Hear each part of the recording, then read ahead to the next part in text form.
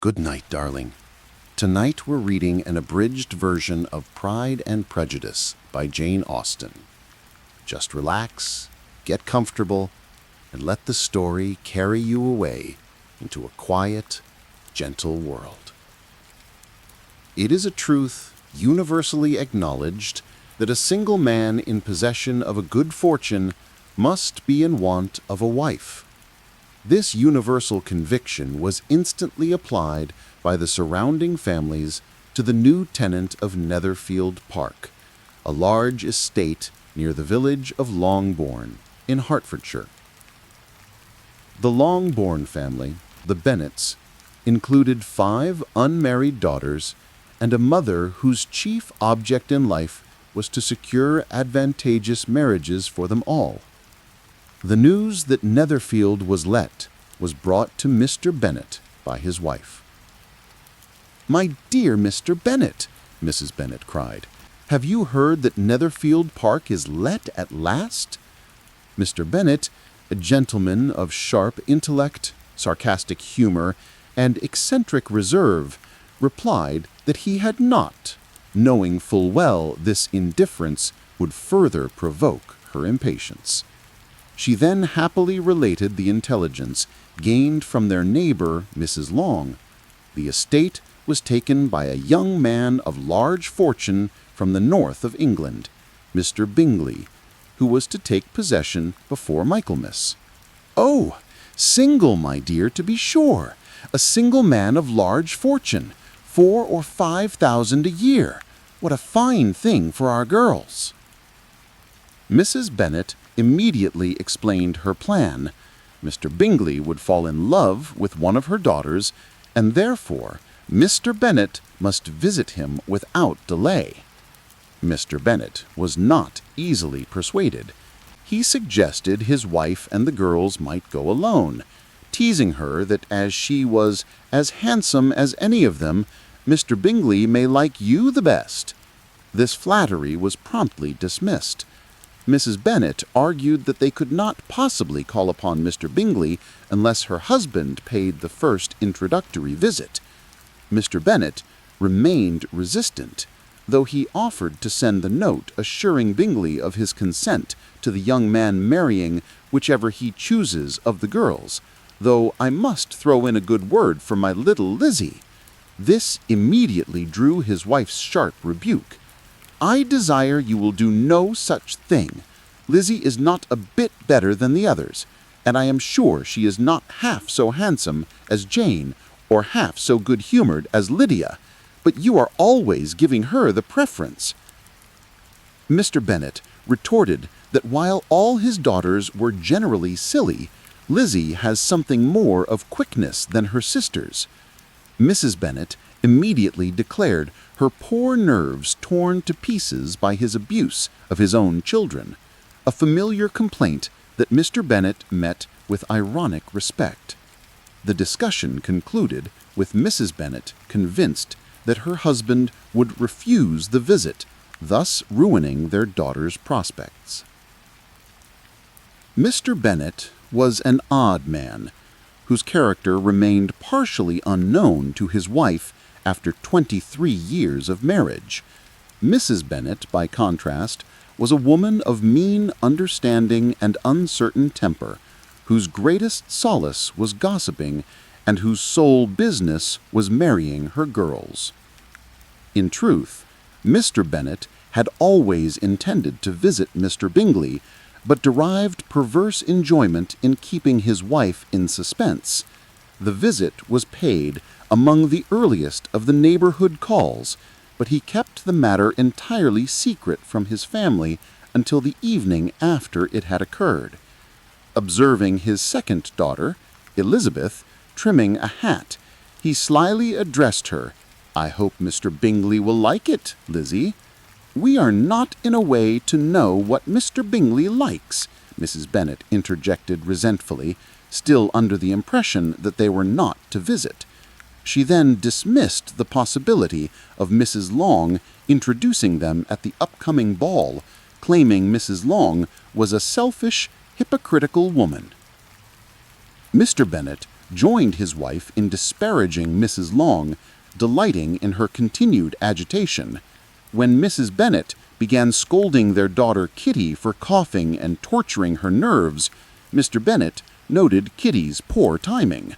The conversation returned to the ball, with Mrs. Bennet despairing that Mrs. Long would not return to the neighborhood in time to effect an introduction.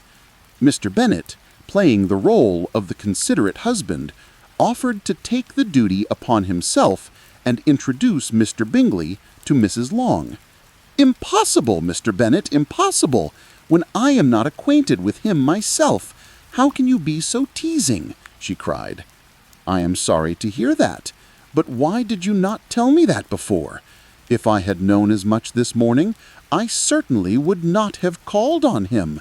It is very unlucky, but as I have actually paid the visit, we cannot escape the acquaintance now." The astonishment this revelation produced in the ladies was exactly what he had desired, with Mrs. Bennet's reaction surpassing the rest. The initial joyful tumult was succeeded by her declaration that she had expected it all along, congratulating herself on having persuaded him and praising him as an excellent father.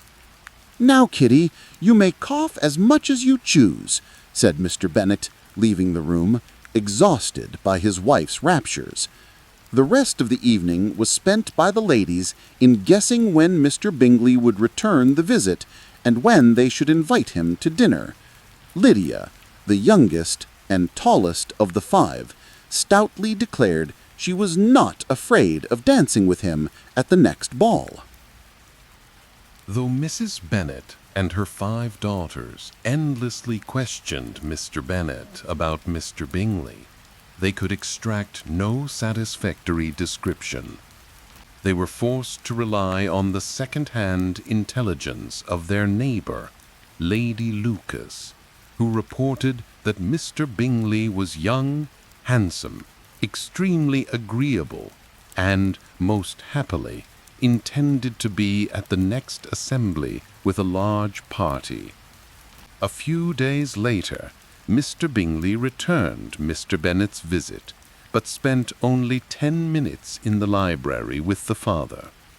The ladies were only able to determine from an upper window that he wore a blue coat and rode a black horse. An invitation to dinner was immediately dispatched, but it was refused. Mr. Bingley was unexpectedly obliged to be in London. Mrs. Bennet, distraught, worried he would never settle, but was eventually consoled by the rumor that he only had gone to gather a large party for the ball. The news that he would only bring 5 people from London, his 2 sisters, his brother-in-law, and another young man, was a relief. When the party entered the assembly room, it consisted of 5 individuals. Mr. Bingley was everything promised, good-looking, gentlemanlike, and possessing a pleasant countenance and easy, unaffected manners. His sisters, Mrs. Hurst and Miss Bingley, were fashionable women. His friend, Mr. Darcy, immediately drew universal attention. He was tall, handsome, of a noble bearing, and possessed a reported income of 10,000 a year. For half the evening, Mr. Darcy was looked upon with admiration. However, his manners soon caused disgust. He was discovered to be proud, distant, and above his company. Mr. Bingley, by contrast, was instantly popular. He danced every dance, complimented the ladies, and was lively and unreserved. Mr. Darcy, after dancing once with Mrs. Hurst and once with Miss Bingley, refused all further introductions and spent the rest of the evening walking about. His character was immediately decided. He was the proudest, most disagreeable man in the world. Mrs. Bennet's particular resentment was sharpened by Mr. Darcy's slight to her daughter, Elizabeth. The scarcity of gentlemen had forced Elizabeth to sit down for 2 dances, and during that time she overheard a conversation between Mr. Darcy and Mr. Bingley. "Come, Darcy," Bingley insisted. "I must have you dance. You had much better dance." "I certainly shall not," Darcy replied coldly. "You know how I detest it, unless I am particularly acquainted with my partner. At such an assembly as this it would be insupportable.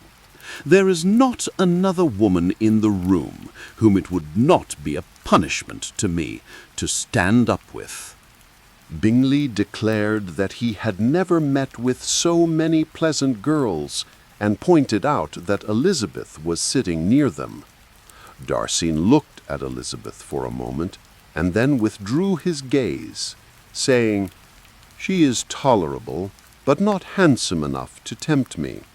I am in no humor at present to give consequence to young ladies who are slighted by other men." Elizabeth felt no cordial feelings towards him, but her lively and playful disposition allowed her to recount the story to her friends with great spirit. The evening was a success for the Bennets overall. Mrs. Bennet was delighted that Jane, the eldest and most beautiful daughter, was much admired by the Netherfield party.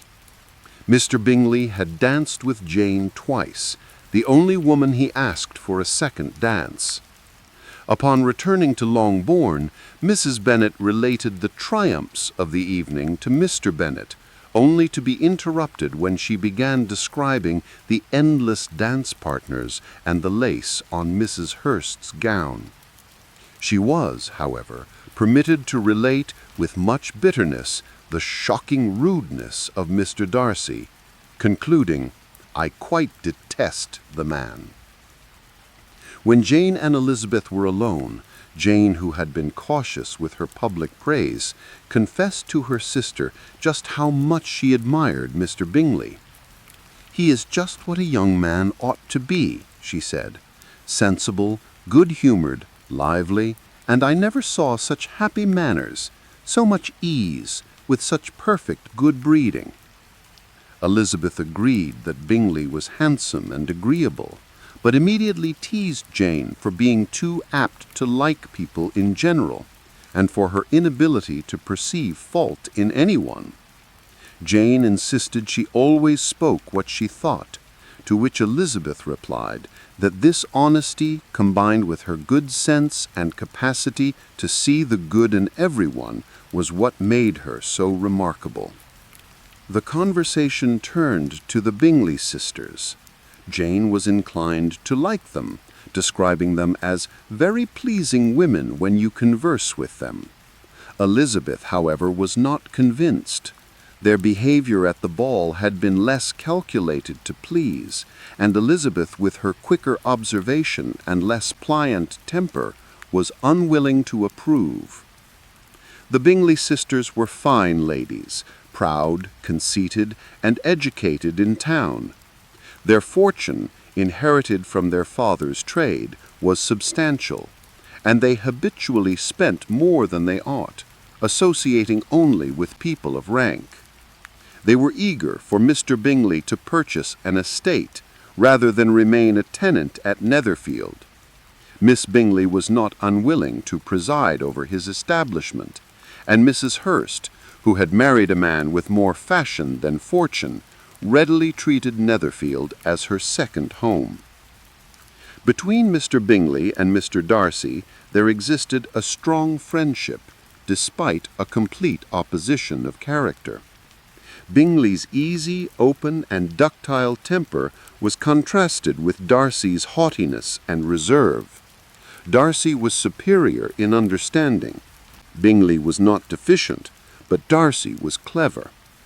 While Bingley was assured of being liked everywhere, Darcy was continually giving offense. Their different views of the Meryton Assembly were characteristic of their natures. Bingley had found it full of pleasant people and pretty girls, and had regarded Jane as an angel.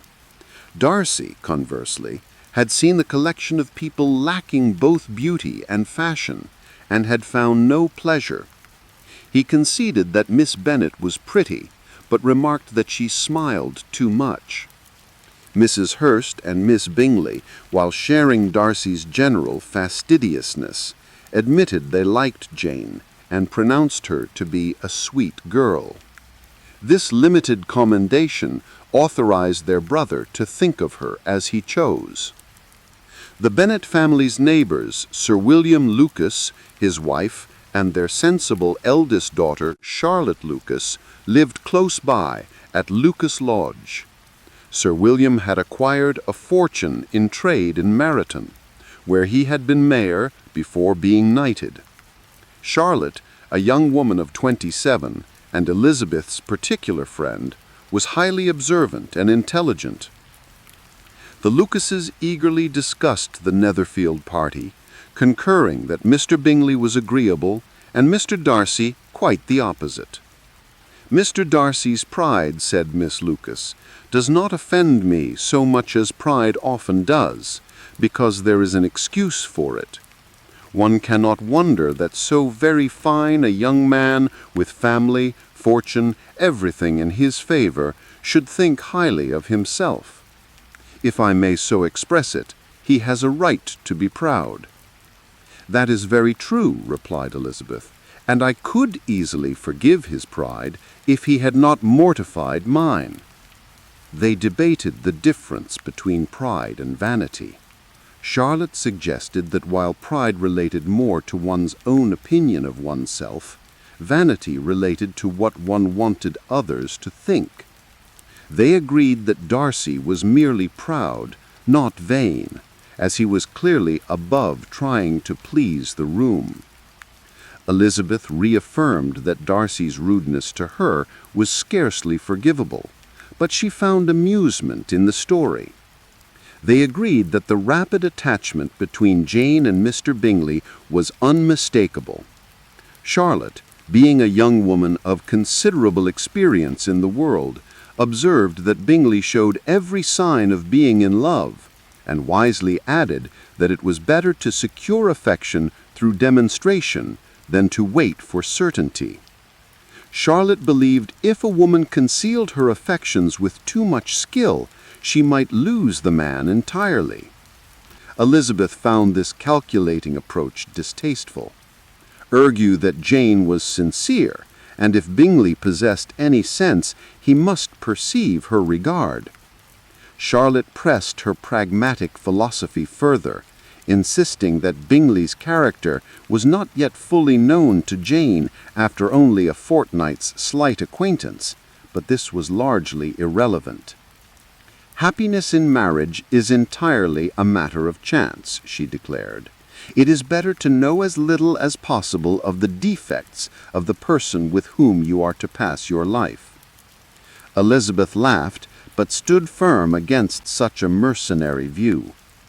Meanwhile, Elizabeth remained unaware that her own lively spirit and quick wit were attracting the attention of Mr. Darcy. He had initially judged her tolerable, but not handsome enough to tempt me. Yet upon further meetings, he found himself critically noticing the beautiful expression of her dark eyes and the easy playfulness of her manners. He began to wish to know her better. At a gathering at Lucas Lodge, Darcy was observing her conversation. Elizabeth, noticing his intent scrutiny, playfully confronted him, asking if he thought she had expressed herself uncommonly well while teasing Colonel Forster. Soon after, Sir William Lucas, observing Elizabeth moving near, attempted to perform a gallant thing by pressing her hand into Mr. Darcy's, insisting he dance with such a desirable partner. Darcy, though surprised, was not unwilling, but Elizabeth instantly drew back, declaring with some discomposure, "Indeed, sir, I have the least intention of dancing. I entreat you not to suppose that I moved this way in order to beg for a partner." Her spirited refusal did not lessen Darcy's interest. He was left in a reverie, which Miss Bingley noticed with jealousy. When she attempted to draw him into mocking the provincial society, he replied that his mind was more agreeably engaged. When she pressed him, he stated with perfect intrepidity, "Miss Elizabeth Bennet." Miss Bingley's astonishment was complete, and she immediately launched into sarcastic congratulations, picturing Mrs. Bennet as his mother-in-law at Pemberley. Darcy listened with indifference, allowing her wit to flow until she was exhausted. The unfortunate truth of the Bennet family was that the Longbourn estate, which produced £2,000 a year, was entailed away from the daughters and onto a distant male relation. This meant that the 5 girls' fortunes depended entirely on securing husbands. The 2 youngest, Kitty and Lydia, were currently obsessed with the recent arrival of a militia regiment in the nearby town of Meryton. Their mornings were spent gossiping about the officers, whose regimentals were, in their eyes, infinitely superior to the whole of Mr. Bingley's fortune. Mr. Bennet, enduring their constant effusions, coolly pronounced them 2 of the silliest girls in the country. One morning, a note arrived from Netherfield, inviting Jane to dine, as the gentlemen, Bingley and Darcy, were dining in Meryton with the officers. When Jane asked for the carriage, Mrs. Bennet immediately saw an opportunity. The horses, she claimed, were needed on the farm, a claim Mr. Bennet affirmed with teasing satisfaction. Mrs. Bennet insisted Jane ride horseback, because it seems likely to rain, and then you must stay all night. Her hopes were answered. Jane had not been gone long before the rain began, continuing heavily all evening. The next morning brought a note from Jane to Elizabeth, explaining that she was very unwell and confined to her room with a feverish cold. "If your daughter should have a dangerous fit of illness, if she should die," Mr. Bennet observed dryly, "it would be a comfort to know that it was all in pursuit of Mr. Bingley and under your orders." Elizabeth, truly concerned, was determined to go to her sister. Rejecting her mother's argument that she would be unfit to be seen after walking, Elizabeth set out on foot. She walked 3 miles alone across the fields, crossing stiles and puddles, and arrived at Netherfield with weary ankles, dirty stockings, and a glowing face. Her appearance shocked Mrs. Hurst and Miss Bingley, who held her in contempt for such an unseemly exertion. Only Mr. Bingley showed genuine kindness. Mr. Darcy said very little, divided between admiration for the brightness the exercise gave her complexion, and doubt that the occasion justified such an unescorted journey. Jane was very ill with a severe cold, and Elizabeth was delighted to stay to nurse her. At dinner, Elizabeth found her earlier dislike for Mrs. Hurst and Miss Bingley fully restored by their cold indifference toward Jane. When Elizabeth returned upstairs, the 2 sisters immediately began to abuse her. They pronounced her manners shocking, her conversation poor, and her appearance after the walk almost wild. "She really looked almost wild," Mrs. Hurst repeated. "Yes, and her petticoat. I hope you saw her petticoat, 6 inches deep in mud," added Miss Bingley. Bingley quickly defended Elizabeth, claiming the dirty petticoat had escaped his notice, and that he thought Miss Elizabeth Bennet looked remarkably well. Miss Bingley then appealed to Mr. Darcy. "You observed it, Darcy, I am sure, and I'm inclined to think that you would not wish to see your sister make such an exhibition." "Certainly not," he replied, and when Miss Bingley suggested the adventure must have affected your admiration of her fine eyes, Darcy delivered a cutting ambiguity. "Not at all. They were brightened by the exercise." The conversation then shifted to the Bennet family's lack of status. The sisters bemoaned the Bennets' low connections.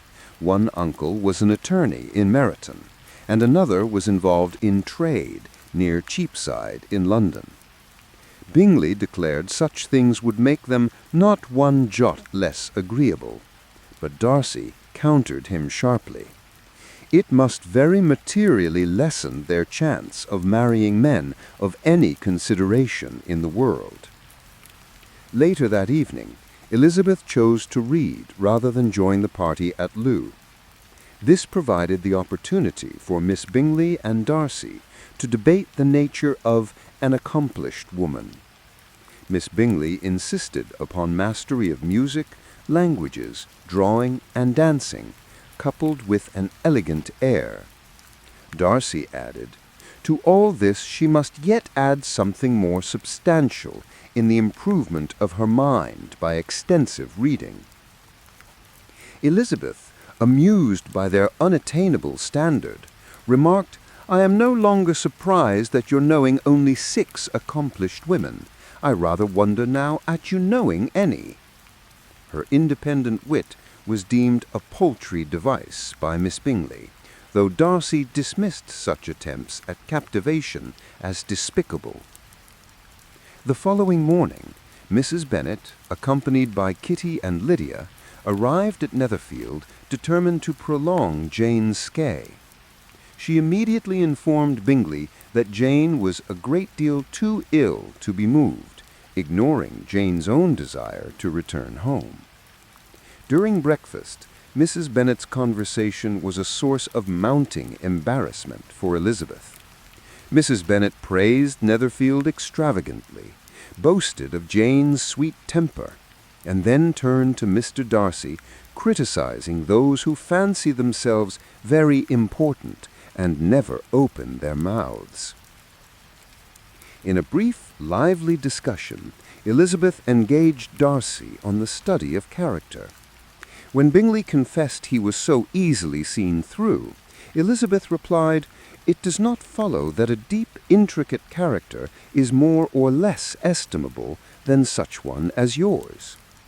Darcy, clearly enjoying the mental sparring, then commented that a country neighborhood offered few subjects for such study, which Mrs. Bennet took as a direct insult to the size of her acquaintance. Elizabeth quickly tried to save her mother from further exposure. The mother then offered a final tactless observation on matrimony. Darcy had commented that he considered poetry to be the food of love. "Of a fine, stout, healthy love, it may, but if it be only a slight, thin sort of inclination, I am convinced that one good sonnet will starve it entirely away." Darcy merely smiled at her wit. Before the Bennets departed, Lydia, with the forward assurance gained from the attention of the officers, abruptly reminded Mr. Bingley of his promise to give a ball. Bingley readily consented, promising to hold it as soon as Jane was recovered. That evening, Mr. Darcy was writing a letter to his sister, providing Miss Bingley with the perfect opportunity for conspicuous flattery. She praised his handwriting, line spacing, and diligence, all of which Darcy received with perfect unconcern. Bingley interrupted the exchange, teasing Darcy for his formality. This led to another intellectual skirmish between Elizabeth and Darcy on the nature of sincerity and temperament. Darcy suggested that Bingley's declaration that he could leave Netherfield in 5 minutes was an indirect boast. arguing that yielding to the request of a friend without rational conviction was no compliment to the understanding. Elizabeth maintained, "You appear to me, Mr. Darcy, to allow nothing for the influence of friendship and affection." Darcy, who found himself frequently drawn into such debates, maintained his rigorous standard of rationality. The next morning, Miss Bingley's jealousy, fueled by Darcy's continued attention to Elizabeth, reached a peak. She joined Darcy for a walk in the shrubbery and began to mock his presumed marriage to Elizabeth, suggesting that the portraits of her vulgar attorney uncle and aunt would be placed in the gallery at Pemberley. Just then they were joined by Mrs. Hurst and Elizabeth. Mrs. Hurst, taking Darcy's available arm, left Elizabeth to walk alone, as the path was only wide enough for three. Darcy immediately felt the rudeness and suggested they move to the wider avenue. Elizabeth, however, laughed and declined to join the awkward trio. "No, stay where you are. You are charmingly grouped and appear to uncommon advantage. The picturesque would be spoilt by admitting a fourth. Goodbye." She ran gaily off, leaving them, convinced that Darcy's pride had been injured, yet not knowing how captivated he truly was by her defiance. With Jane significantly improved, Elizabeth prepared for their immediate return home. Pride, temper, and the walking cure. Having recovered sufficiently, Jane Bennet joined the evening party in the Netherfield drawing-room. For the first hour, Mrs. Hurst and Miss Bingley were agreeably conversant, but upon the entrance of the gentlemen, their attention instantly shifted to Mr. Darcy. Mr. Bingley, conversely, was full of sincere joy and attention for Jane, spending the first half-hour settling her comfortably by the fire and talking only to her. Elizabeth, observing this from her corner, was greatly pleased. Once tea was finished, Miss Bingley ensured that no one played cards, having learned that Darcy preferred not to. Mr. Hurst, finding nothing to do, stretched out on a sofa and slept. Darcy and Miss Bingley took up books, though Miss Bingley's attention was fixed more on Darcy's page than her own. She soon gave up the pretense, yawned, and declared how pleasant it was to read, insisting she would be miserable without an excellent library in her own house. When this failed to engage him, she resorted to walking the room to display her figure. In a desperate move, she invited Elizabeth to join her. Darcy, looking up from his book, was now paying attention. He declined the invitation to join their walk, saying he could only imagine two motives for their exercise. Either they were in private confidence and had secrets to discuss, or they were conscious that their figures appeared to the greatest advantage while moving. In either case, he would interfere with their purpose. When Miss Bingley demanded an explanation of his motives, Elizabeth playfully suggested the only way to punish him was to tease and laugh at him. "Mr. Darcy is not to be laughed at," Miss Bingley insisted. "I dearly love a laugh," Elizabeth retorted, prompting a philosophical exchange. Darcy asserted that his life study had been to avoid those weaknesses that expose a strong understanding to ridicule. "Such as vanity and pride," Elizabeth supplied. Darcy admitted vanity was a weakness, but stated, "Pride, where there is a real superiority of mind, pride will always be under good regulation." Elizabeth, hiding a smile at this bold self-assurance, declared that Darcy must be without fault. Darcy admitted he had faults, but they were not of understanding. "My temper I dare not vouch for. My good opinion once lost is lost forever." Implacable resentment is a shade in a character, but you have chosen your fault well. I really cannot laugh at it. You are safe from me. Darcy delivered the final famous shot. "There is, I believe, in every disposition a tendency to some particular evil, a natural defect which not even the best education can overcome. And your defect is to hate everybody. And yours, Elizabeth replied with a smile, is willfully to misunderstand them. Miss Bingley quickly interrupted the conversation with a request for music. Darcy, recognizing the unexpected pleasure he derived from sparring with Elizabeth, began to feel the danger of paying Elizabeth too much attention. The next morning, the sisters decided to leave, but Mrs. Bennet, still intent on securing Jane's week at Netherfield, refused to send the carriage until the following Tuesday. Elizabeth was impatient to get home, and fearing they would be considered intruders, persuaded Jane to request Bingley's carriage immediately. They were delayed one more day by the kind entreaties of the master of the house. Mr. Darcy received the news of their impending departure with genuine welcome.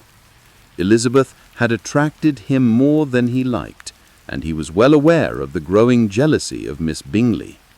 He wisely resolved to be particularly careful that no sign of admiration should now escape him. Throughout Saturday, he conscientiously adhered to his book, barely speaking 10 words to Elizabeth, even when they were left alone for half an hour. The separation took place on Sunday, after morning service. Miss Bingley's affection for Jane and civility toward Elizabeth increased rapidly as they approached the moment of parting. Elizabeth, in the liveliest spirits, returned home with her sister. The reunion was uncordial on Mrs. Bennet's part, who complained they had given too much trouble and worried about Jane catching a cold. However, Mr. Bennet was secretly glad to see them, having missed the intelligence they brought to the family circle. The younger girls, Kitty and Lydia, immediately delivered fresh gossip of the regiment, including news that a private had been flogged and Colonel Forster might be married. The following morning, Mr. Bennet informed his family that a visitor was expected. Mrs. Bennet was astonished to learn that the guest was a gentleman she had never met. Their cousin, Mr. William Collins, the heir to the Longbourn estate under the cruel terms of the entail. Mrs. Bennet immediately renewed her lamentations over the injustice of the entail, which her husband calmly dismissed as something nothing can clear Mr. Collins from the guilt of inheriting. He then read Collins's letter, which was a remarkable combination of affected piety and ridiculous self-importance. Collins explained that he had recently been ordained and had secured the valuable rectory of Hunsford, thanks to the patronage of the great Lady Catherine de Bourgh, and as a clergyman he felt it his duty to promote peace and desired to heal the breach between the families. He offered an apology for being the means of injuring your amiable daughters and assured them of his readiness to make every possible amends. Elizabeth found him an absolute oddity, particularly struck by his elaborate deference to Lady Catherine, whose condescension extended to suggesting where he should put shelves in his closet. Mr. Bennet, finding the blend of servility and conceit promising, declared he had high hopes of his cousin proving to be quite the reverse of a sensible man. Mr. Collins arrived punctually, a tall, heavy-looking, formal young man of 25. He immediately began by complimenting Mrs. Bennet on her fine family, which gave her the opening to allude to their future poverty due to the entail. Mr. Collins responded with solemn sympathy and reaffirmed his intention to make amends. He proceeded to examine and praise the house and dinner, mortifying Mrs. Bennet by viewing it all as his future property. He begged to know which of his fair cousins was responsible for the cooking, but was sharply assured by Mrs. Bennet that her daughters had nothing to do in the kitchen. Collins, profusely apologetic, continued to beg pardon for a quarter of an hour. To draw his guest out, Mr. Bennet steered the conversation toward Lady Catherine de Bourgh. Mr. Collins became eloquent, detailing her incredible affability and condescension. He reported her approval of his sermons, her invitations to dine at Rosings, and her having used him to make up her pool of quadrille. He confirmed that Lady Catherine had only one daughter, Miss de Bourgh, the heiress of Rosings, who was unhappily of a sickly constitution, but whom Lady Catherine declared superior to the handsomest of her sex, due to the mark of distinguished birth in her features. Mr. Collins boasted of his own talent for flattery, which he was peculiarly bound to pay, and which he sometimes prepared beforehand. Mr. Bennet was perfectly satisfied. His cousin was precisely the absurd, pompous man he had hoped for. After tea, Mr. Bennet asked Collins to read aloud. Collins refused a novel from the circulating library, choosing instead Fordyce's Sermons. Before he had read 3 pages with monotonous solemnity, Lydia interrupted him with trivial gossip about the officers at Meryton. Highly offended that the young ladies were not interested in instruction, Collins laid aside the book and offered to play backgammon with Mr. Bennet, who gladly accepted, thus ridding the ladies of the tedious performance. Mr. Collins's character was a composition of elements: a weak head, inflated by sudden prosperity, and a servile nature towards rank. He was a mixture of pride in his position and obsequiousness towards his patroness. His plan of atonement was indeed marriage. His first choice was the beautiful Jane, but the next morning Mrs. Bennet intervened, quietly hinting that Jane was likely to be engaged soon. With perfect speed and self-satisfaction, Collins instantly transferred his preference to Elizabeth, the next sister in birth and beauty.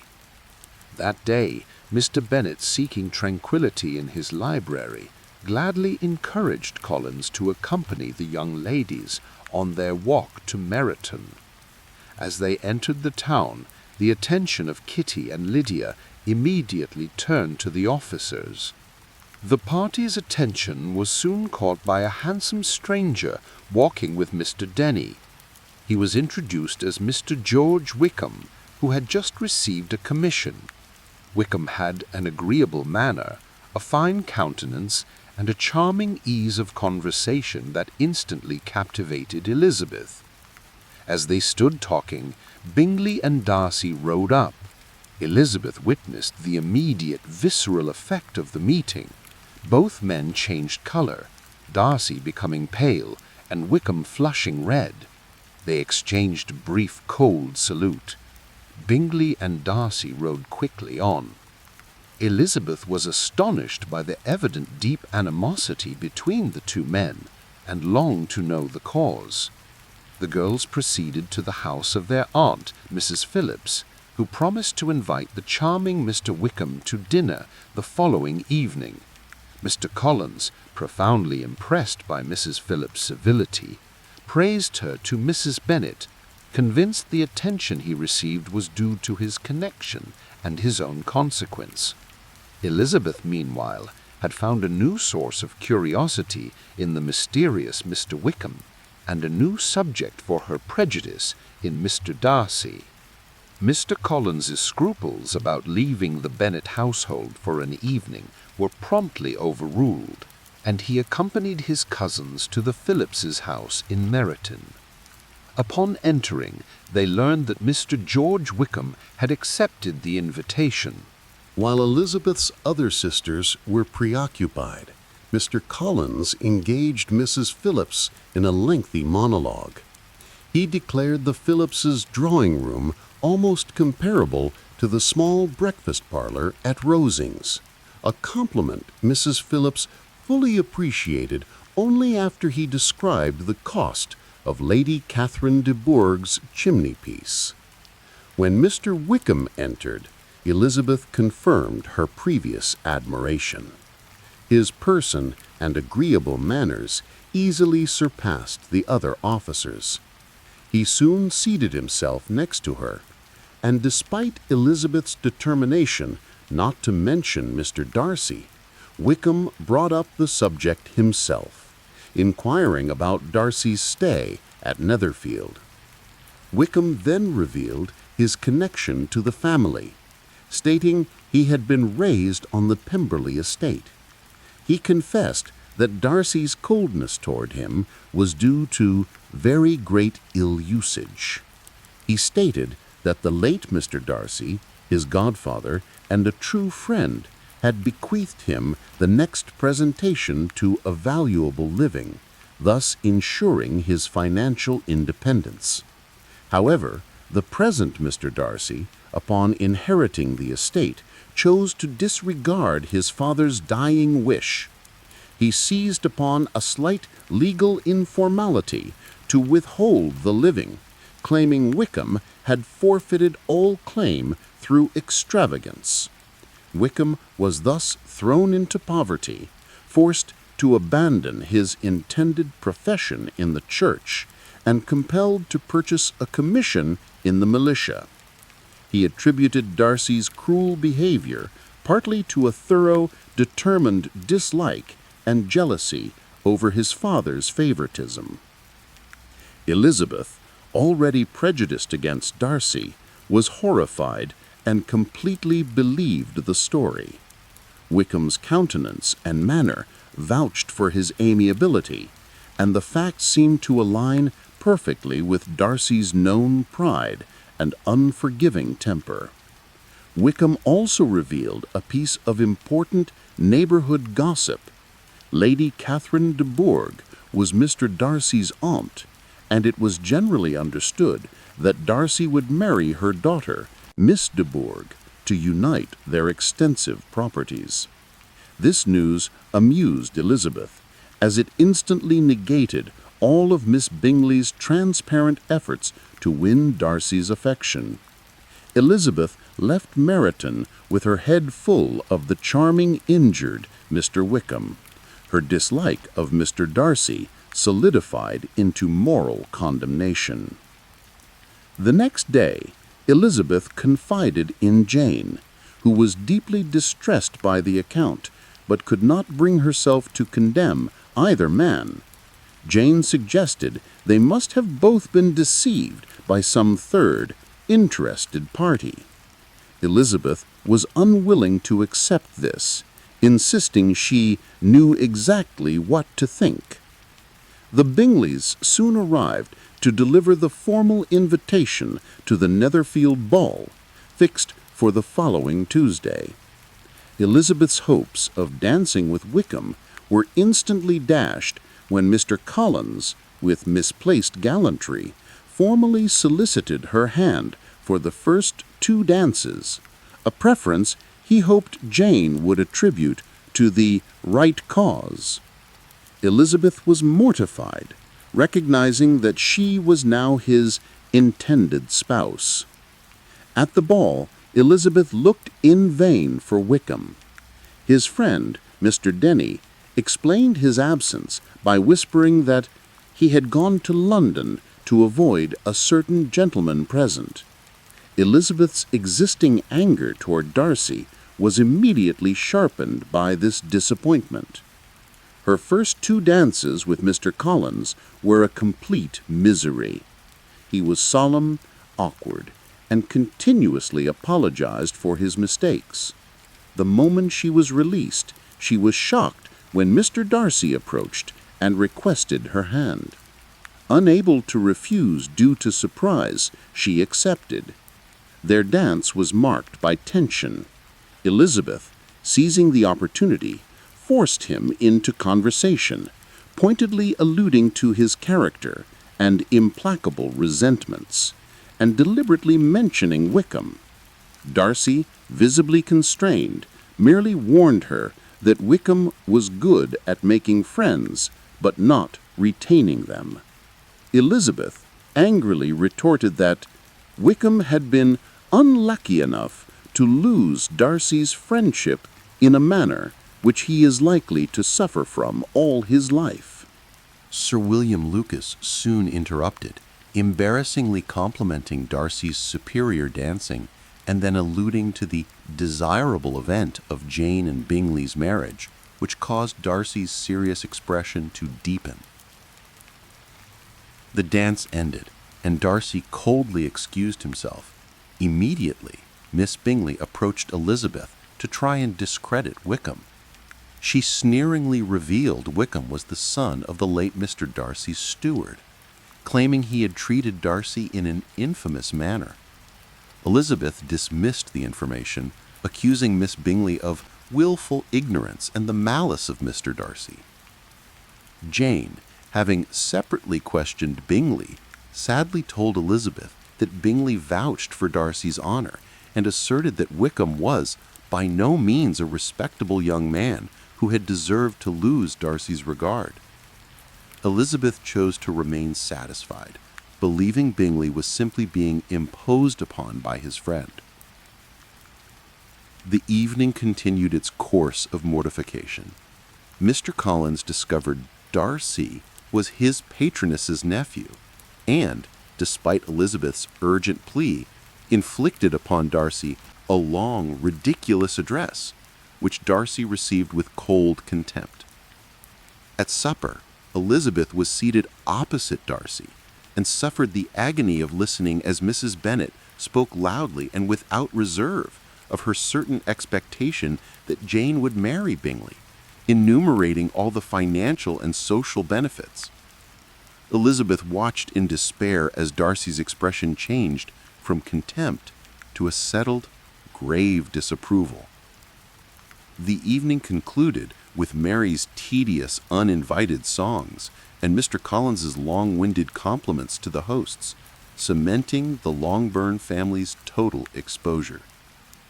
The next morning, Mr. Collins, having resolved to marry without delay, requested a private audience with Elizabeth from Mrs. Bennet, who hurriedly hurried her other daughters out of the room. Mr. Collins launched into his formal proposal, listing his 3 reasons for marrying.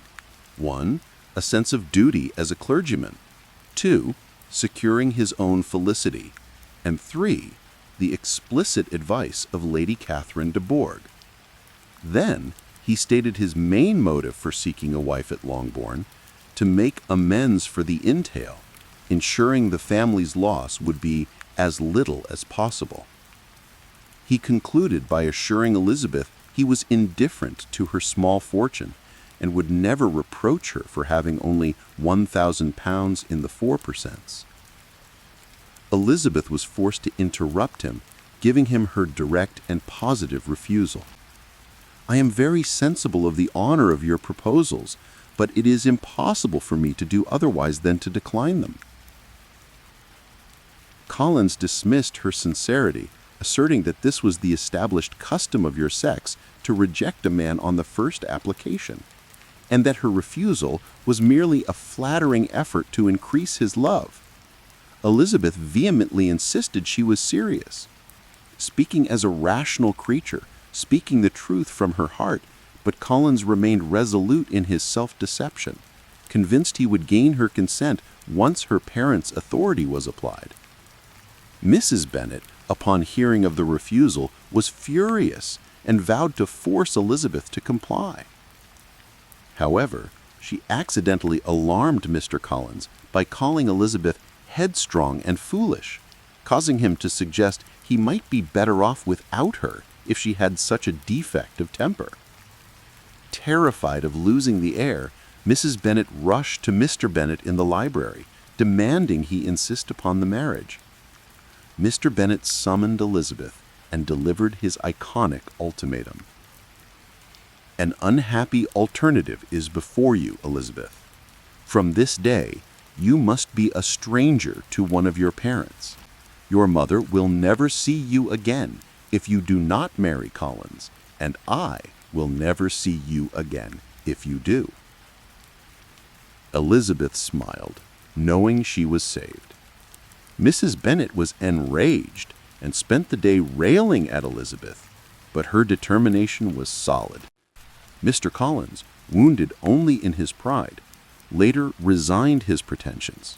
He withdrew his suit, informing Mrs. Bennet that his happiness would perhaps not have been as perfect as he hoped, and that he was prepared to find a more suitably submissive companion elsewhere. Mr. Collins's feelings following Elizabeth's rejection were expressed not by dejection, but by stiff resentment toward her and a rapid transfer of his assiduous attentions to Miss Charlotte Lucas. Charlotte, by her ready civility, offered a seasonable relief to the whole Bennet family, encouraging Mr. Collins's long speeches for a purpose Elizabeth did not yet suspect. The following morning, Elizabeth and her sisters walked to Meryton. They met Mr. Wickham, who confessed that his absence from the Netherfield ball was self-imposed. He stated that to be in the same room with Mr. Darcy for so many hours was more than he could bear, fearing that scenes might arise unpleasant to more than myself. Elizabeth highly approved his forbearance, and Wickham, walking back to Longbourn with the girls, was properly introduced to Mr. and Mrs. Bennet. Soon after, a letter arrived for Jane from Miss Bingley. Elizabeth watched as her sister's countenance changed, reading the elegant sheet with intense anxiety. When Jane revealed the contents upstairs, Elizabeth's anxiety was confirmed. The entire Netherfield party had suddenly left for London and had no intention of returning for the winter.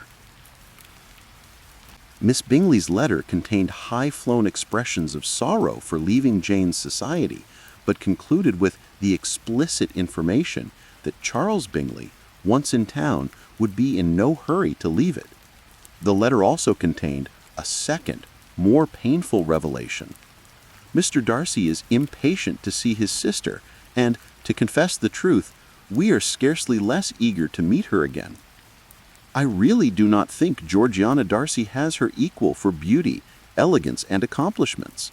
My brother admires her greatly already. He will have frequent opportunity now of seeing her on the most intimate footing. Her relations all wish the connection as much as his own.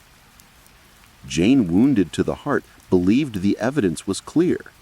Caroline neither expected nor wished her to be her sister, and was kindly trying to warn her of Bingley's indifference. Elizabeth's interpretation was entirely different. She saw in the letter the calculated effort of a designing friend. Miss Bingley sees that her brother is in love with you and wants him to marry Miss Darcy.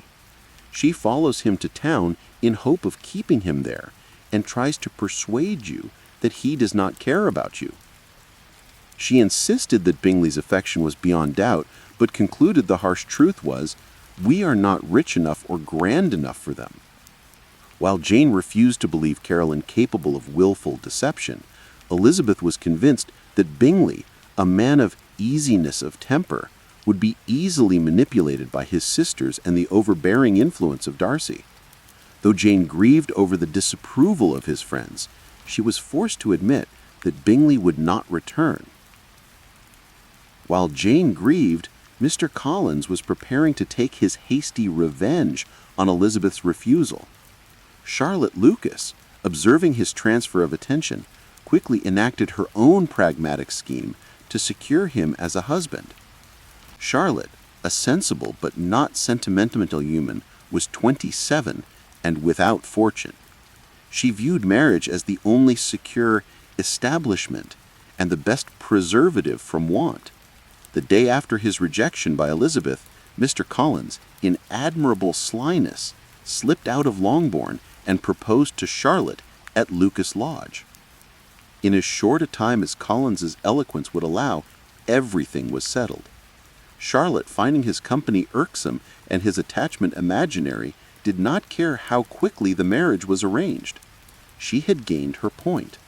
Sir William and Lady Lucas were overjoyed by the eligible match and its promising connection to Longbourn. The least agreeable aspect for Charlotte was breaking the news to Elizabeth. The following morning, she called at Longbourn. Elizabeth, upon hearing her friend's calmly delivered announcement, was too astonished to be polite. "Engaged to Mr. Collins? My dear Charlotte, impossible. Charlotte, regaining her composure, calmly defended her decision, stating she was not romantic and only asked for a comfortable home. She was convinced that her chance of happiness was as fair as most people can boast on entering the marriage state. Elizabeth was deeply wounded and mortified. She felt that Charlotte had sacrificed every better feeling to worldly advantage. To see Charlotte, whom she had deemed sensible and virtuous, sinking her esteem by choosing a man who was, in Elizabeth's opinion, a conceited, pompous, narrow-minded, silly man, was a profound disappointment. Sir William soon arrived to officially announce the news. Mrs. Bennet's incredulity turned to unappeasable rage. She persisted in disbelieving the matter, trusting the match would be broken, and bitterly accusing Elizabeth of being the cause of the mischief. Mr. Bennet, conversely, found agreeable pleasure in the news, stating it gratified him to discover that Charlotte, whom he had thought tolerably sensible, was as foolish as his wife. Bingley's continued absence was confirmed by a second letter from Miss Bingley, which explicitly stated they were settled in London and detailed the deepening intimacy between Caroline and Miss Darcy. Hope for Jane was over, entirely over. Elizabeth felt indignation at Bingley's weakness. She was convinced that his easiness of temper and want of proper resolution had made him the slave of his designing friends. A few days later, Jane finally confessed her feelings to Elizabeth, showing an angelic level of resignation. She wished to believe that Bingley's regard was merely a transient liking that ceased when she saw her no more. He may live in my memory as the most amiable man of my acquaintance, but that is all. I have nothing either to hope or fear, and nothing to reproach him with. Elizabeth, who saw Jane's kindness as a fault, was distressed by this effort to shield Bingley. She confessed that her view of the world had soured, stating she was increasingly dissatisfied with it, and citing Charlotte's unaccountable marriage as one reason. She insisted that selfishness had replaced prudence in Charlotte's heart. Regarding Bingley, Elizabeth fiercely rejected Jane's charitable view. While she acquitted him of malicious design, she condemned his conduct as thoughtlessness and want of resolution, which caused the misery. She persisted in supposing his sisters and Mr. Darcy had influenced him, believing they wished for his increase of wealth and consequence through a marriage to the rich and proud Miss Darcy. Jane, unable to bear the idea of Bingley's deliberate unkindness, begged Elizabeth to desist, and the subject was thereafter avoided between them. Meanwhile, Mr. Collins wrote to Longbourn, formally announcing his engagement and explaining his desire to return to Hertfordshire shortly, as Lady Catherine de Bourgh wished the marriage to take place as soon as possible. Mrs. Bennet, though still railing against Elizabeth and the Lucases, was soon preoccupied by the greater distress of Bingley's continued absence. Mr. Bennet, in his customary spirit, joked about Jane's situation. Next to being married, a girl likes to be crossed in love a little now and then. Let Wickham be your man. He is a pleasant fellow and would jilt you creditably. Mr. Collins departed, and on the following Monday, Mrs. Bennet was partially consoled by the arrival of her brother and sister, Mr. and Mrs. Gardiner, who came to spend Christmas.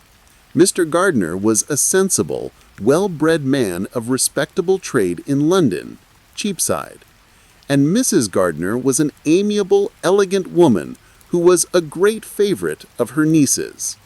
Mrs. Bennet immediately poured out her grievances, Jane's loss of Bingley, and Elizabeth's foolish rejection of the heir.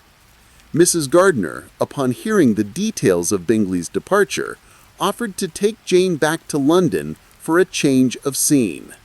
Elizabeth was delighted, agreeing that Jane would be perfectly safe from Bingley there, as her aunt's residence in Gracechurch Street was so far removed from the fashionable part of town that Darcy would never permit Bingley to visit it. During the Gardiners' week-long stay, Mr. Wickham was a frequent visitor.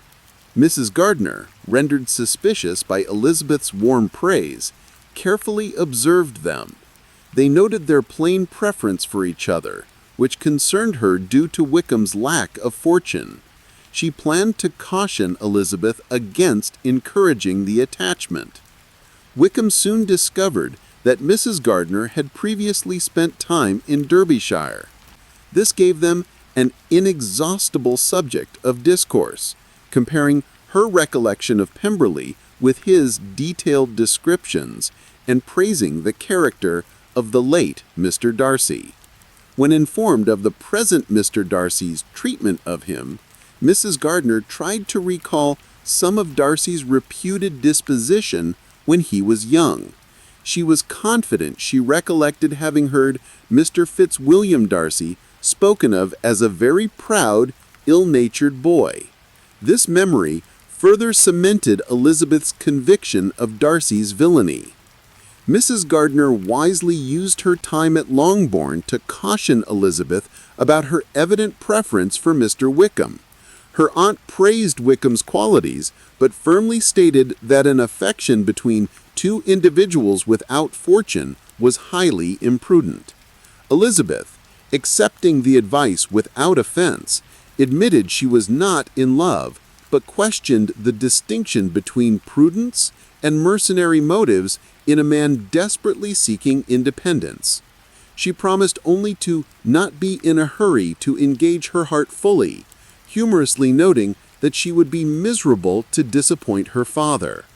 Following the Gardiners' departure, Mr. Collins took up residence at Lucas Lodge. He maintained a stiff, resentful silence towards Elizabeth, redirecting his assiduous attentions entirely to Charlotte Lucas, who accepted them gratefully. The wedding of Charlotte and Mr. Collins soon took place. Elizabeth, sincerely affected despite her disapproval of the match, promised Charlotte a visit to their new home in Kent. Meanwhile, news from London confirmed Elizabeth's darkest suspicions about the Bingleys. Jane's first letters noted Caroline Bingley was neglecting her.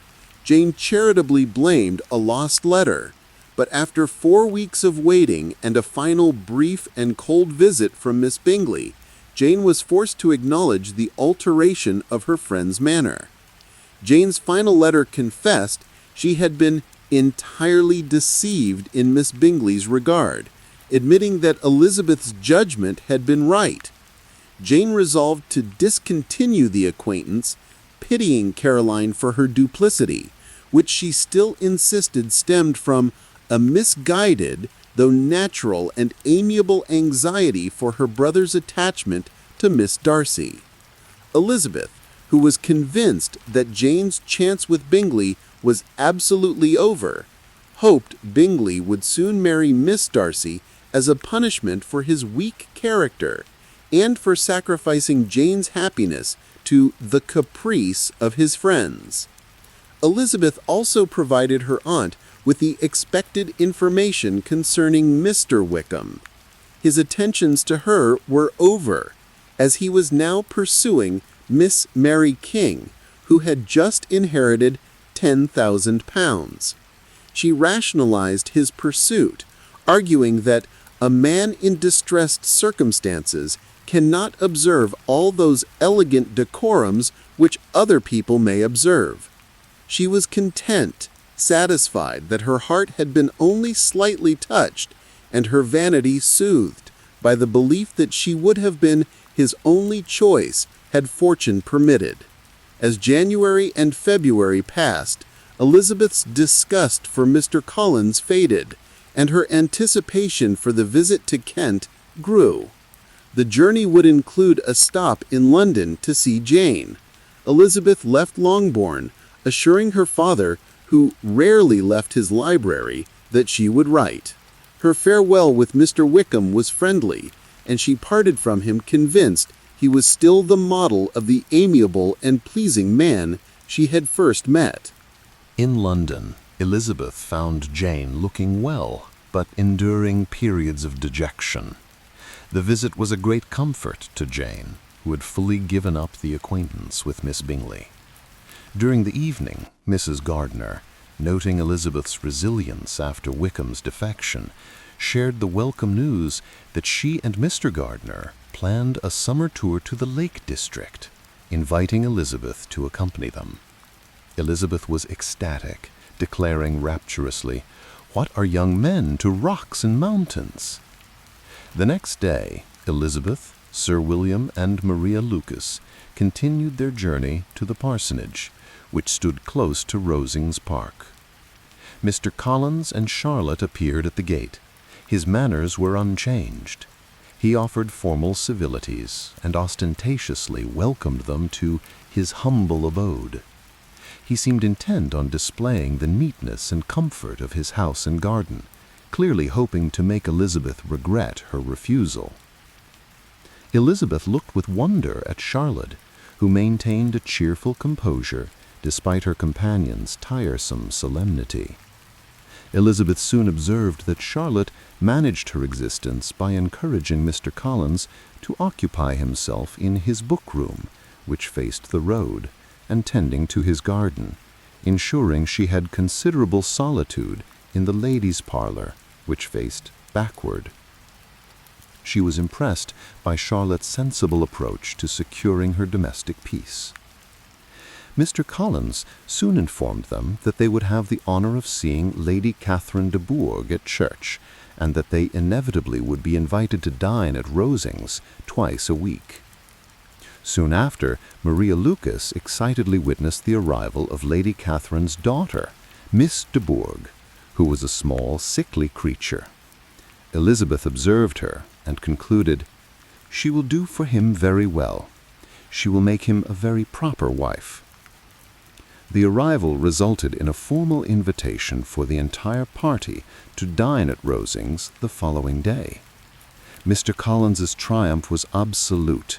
He carefully instructed Elizabeth and Maria on the grandeur of Rosings, advising Elizabeth in particular not to make herself uneasy about her clothes. He cautioned her to wear only her superior garments, noting that Lady Catherine liked to have the distinction of rank preserved by having her visitors simply dressed. Upon their arrival, Elizabeth found Lady Catherine to be a tall, authoritative, and unconciliating woman whose self-importance immediately reminded Elizabeth of Wickham's unfavorable characterization of the Darcy family. Miss de Bourgh was insignificant in appearance, sickly and utterly silent. The handsome dinner was consumed under the constant, decisive pronouncements of Lady Catherine. She dictated to Charlotte how to manage her small household, and then subjected Elizabeth to a stream of highly impertinent questions. Lady Catherine demanded to know Elizabeth's age, whether her sisters were handsome, how they were educated, and why they had never had a governess. Elizabeth answered every question with polite but firm composure, defending her family's independence and liberal home education. When pressed for her age, Elizabeth smiled and replied, "With 3 younger sisters grown up, your ladyship can hardly expect me to own it." Lady Catherine, clearly unaccustomed to having her dignified impertinence trifled with, was astonished. Elizabeth quickly settled into a routine at Hunsford, balancing Charlotte's pleasant company with Mr. Collins's tiresome interruptions and the twice-a-week dinners at Rosings. She spent many hours walking in a secluded grove of the park, enjoying the distance from Lady Catherine's scrutiny. The week before Easter brought an important addition to Rosings. Mr. Darcy arrived, accompanied by his cousin, Colonel Fitzwilliam, the younger son of an earl. Mr. Collins quickly secured the intelligence, and the next day returned to the parsonage accompanied by the two gentlemen. Colonel Fitzwilliam, a man around 30, was immediately agreeable, and conversed easily with the ladies. Mr. Darcy, however, met Elizabeth with his usual reserve. After a slight observation on the parsonage, his civility was awakened enough to ask Elizabeth after the health of her family. Elizabeth seized the moment, adding, "My eldest sister has been in town these 3 months. Have you never happened to see her there?" Elizabeth noted that Darcy looked a little confused as he replied that he had never been so fortunate as to meet Miss Bennet. The subject was dropped, but Darcy's evident discomposure confirmed Elizabeth's suspicions that he was fully aware of Jane's presence and was involved in keeping the two lovers apart. Elizabeth could scarcely comprehend the contents of Mr. Darcy's long letter. Her first impulse was rage and disbelief. She condemned it as an outrageous blend of arrogance and falsehood, tossed it aside, and declared every sentence a lie. She was determined to reject it absolutely, reflecting with fierce anger on Darcy's audacity in criticizing her family and separating Jane and Bingley. However, the necessity of answering the charges against Mr. Wickham forced her to retrieve the letter. She reread Darcy's meticulous account of Wickham's father, the intention for the living, the exchange of the preferment for £3,000, and Wickham's later application for the living despite having given up all claim. Elizabeth tried fiercely to remember details from Wickham's original story, searching for inconsistencies, but found herself remembering only her own vague questions and Wickham's general statements. The first critical fact that struck her was Wickham's silence about the monetary settlement. Why would he complain of being reduced to poverty if he had received £3,000? Slowly, agonizingly, conviction began to dawn. She recalled Wickham's sudden attention to Miss King after her inheritance, a mercenary conduct she had willfully excused. She recalled that Wickham had never seemed genuinely distressed by Darcy's presence at Netherfield, only concerned with avoiding him. Then came the terrible, undeniable truth about Georgiana Darcy. Elizabeth realized that Wickham had told her almost everything about Darcy's connections, except that he was Miss Darcy's guardian. Wickham, the hero of her imagination, stood exposed as a desperate adventurer who had attempted to seduce and elope with a vulnerable 15-year-old girl for her £30,000. Shame and self-reproach overwhelmed Elizabeth. She had been blinded by prejudice against Darcy, allowing her vanity to be flattered by Wickham's attention. She had accepted Wickham's story solely because it appealed to her predisposition to think ill of Darcy. "How despicably I have acted," she cried. "I who have prided myself on my discernment. I have courted prejudice and ignorance and driven reason away. Till this moment I never knew myself." The second accusation, Darcy's interference between Jane and Bingley, was more difficult to accept, but here too the letter demanded justice. Darcy had admitted that his primary objection to Jane was the total want of propriety exhibited by Mrs. Bennet, Kitty, Lydia, and occasionally even Mr. Bennet. Elizabeth could not deny the truth of this charge. She remembered her mother's vulgar boasting at the Netherfield ball, and her younger sister's reckless behavior. She had always lamented these instances herself. Now, knowing they were the cause of Jane's misery, she suffered acute humiliation. Darcy's second reason, his firm conviction of Jane's indifference, also struck home. Jane's reserved nature had often been lamented by Elizabeth and Charlotte. Though Elizabeth knew Jane was deeply in love, she acknowledged that Jane's serene countenance and determination to show no peculiar regard could easily have misled an outside observer, especially one, like Darcy, who wished to be misled. Elizabeth still felt anger toward Darcy for exercising such authority over his friend's happiness, but she now understood that his actions stemmed from motives far purer than she had supposed. A genuine desire to protect Wickham, whom she thought was being misled by Jane's apparent composure, and a proud determination to avoid connection with the Bennet family's vulgarity. The triumph she had once believed in was now revealed to be a shameful error on her part. The shock of the revelations was so powerful that the remaining days of Elizabeth's visit to Kent passed in a trance. She avoided Darcy and Fitzwilliam entirely. Darcy and his cousin departed on Saturday, and Elizabeth and Maria were due to follow soon.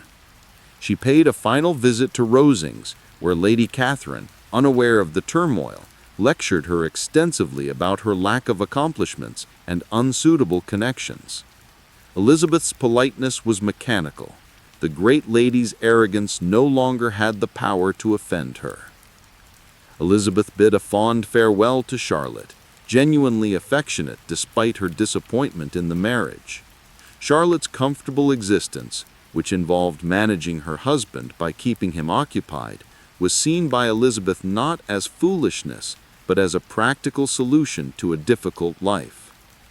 Elizabeth and Maria left Kent, stopping in London to collect Jane.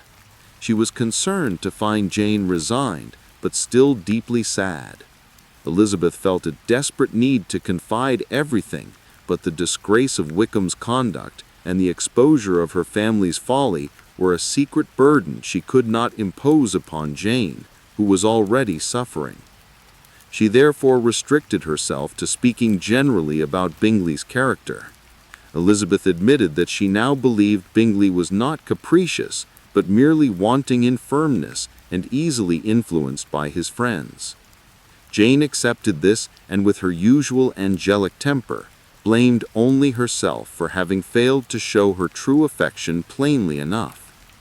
When they returned to Longbourn, Elizabeth found that the family, unaware of the momentous events in Kent, were unchanged. Mrs. Bennet was pleased to have her daughters home, and Kitty and Lydia were still wholly absorbed by the officers in Meryton. The focus of the younger sisters soon turned to the regiment's probable move to Brighton for the summer.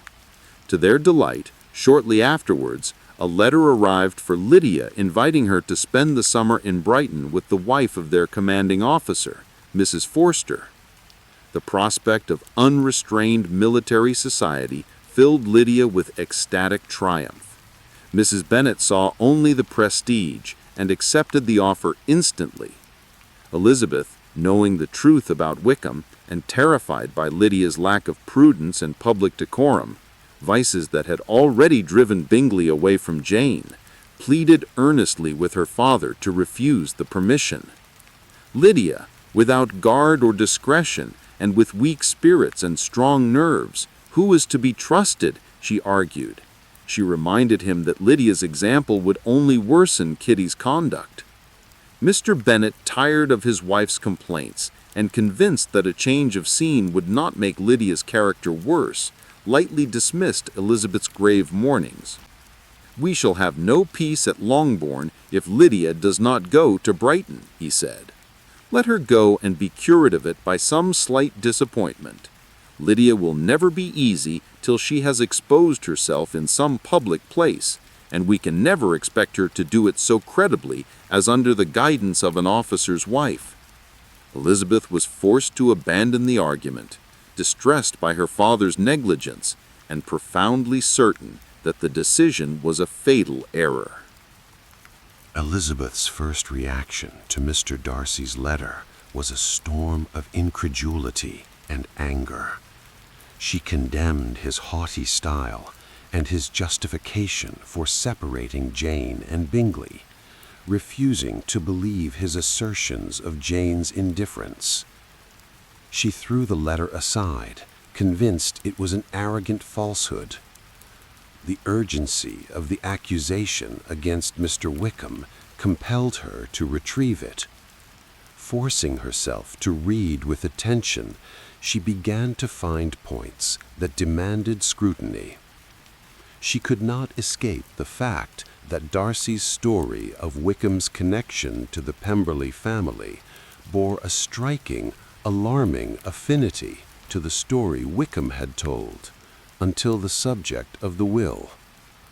Why had Wickham, who claimed to have been cheated out of a living, never mentioned accepting £3,000 in lieu of the preferment?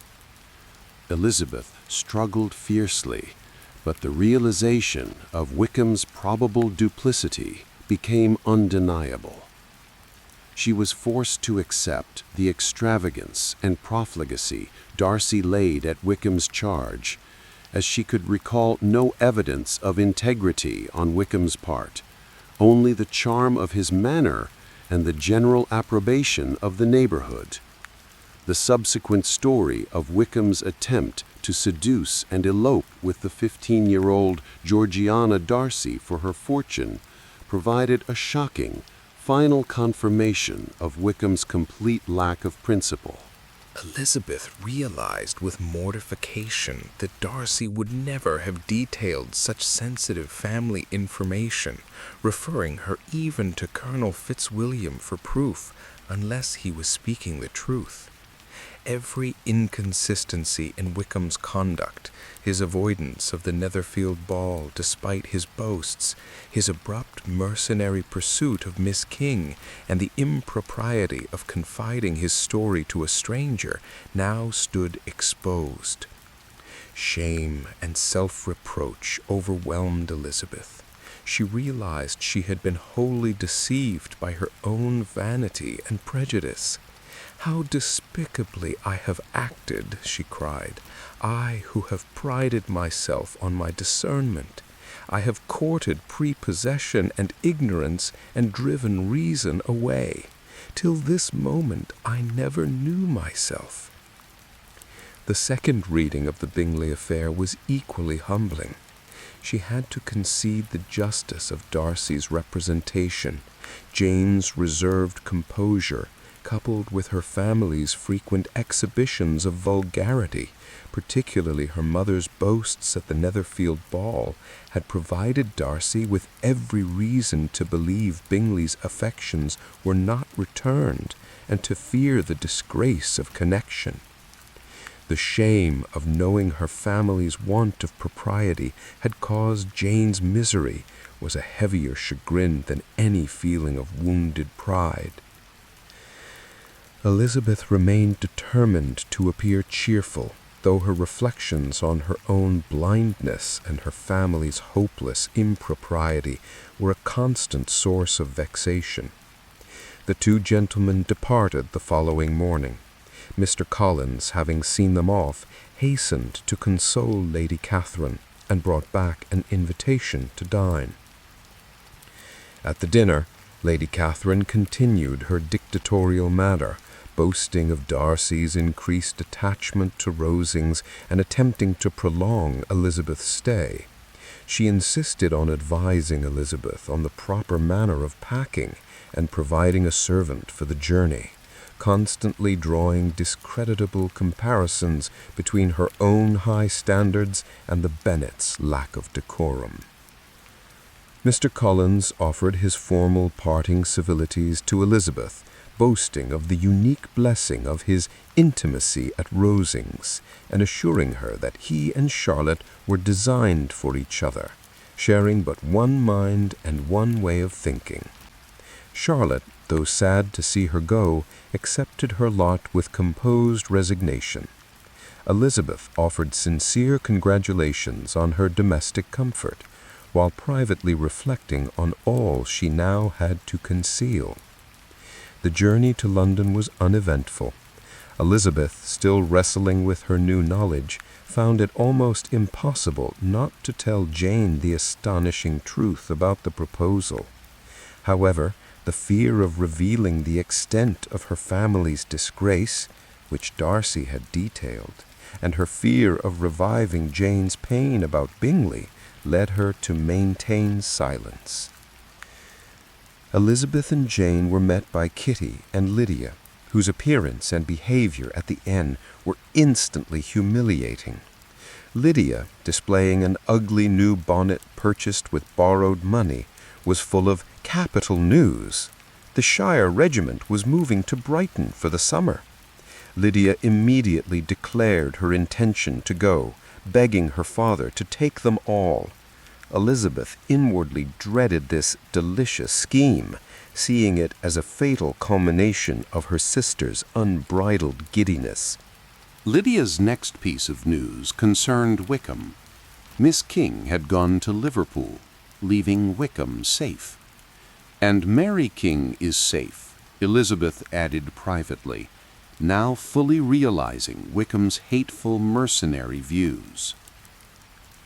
Elizabeth confided the contents of Darcy's letter to Jane, suppressing only the passages concerning Bingley and the proposal. Jane was completely shocked by Wickham's villainy, struggling to believe that such wickedness existed in a man with such a countenance. She was equally distressed by the pain and humiliation Darcy must have endured. Elizabeth, no longer capable of the kind candor she had once disdained in Jane, teased her for trying to believe them both good. Elizabeth admitted she had been uncommonly clever in taking so decided a dislike to him without any reason, and condemned her own folly. The misfortune of speaking with bitterness is a most natural consequence of the prejudices I had been encouraging. Jane begged Elizabeth not to make the truth public, arguing that exposure might ruin Wickham forever, and that people were too prejudiced against Darcy to believe his vindication anyway. Elizabeth agreed that she was not authorized to make the contents public, and that Wickham would soon be gone from Meryton.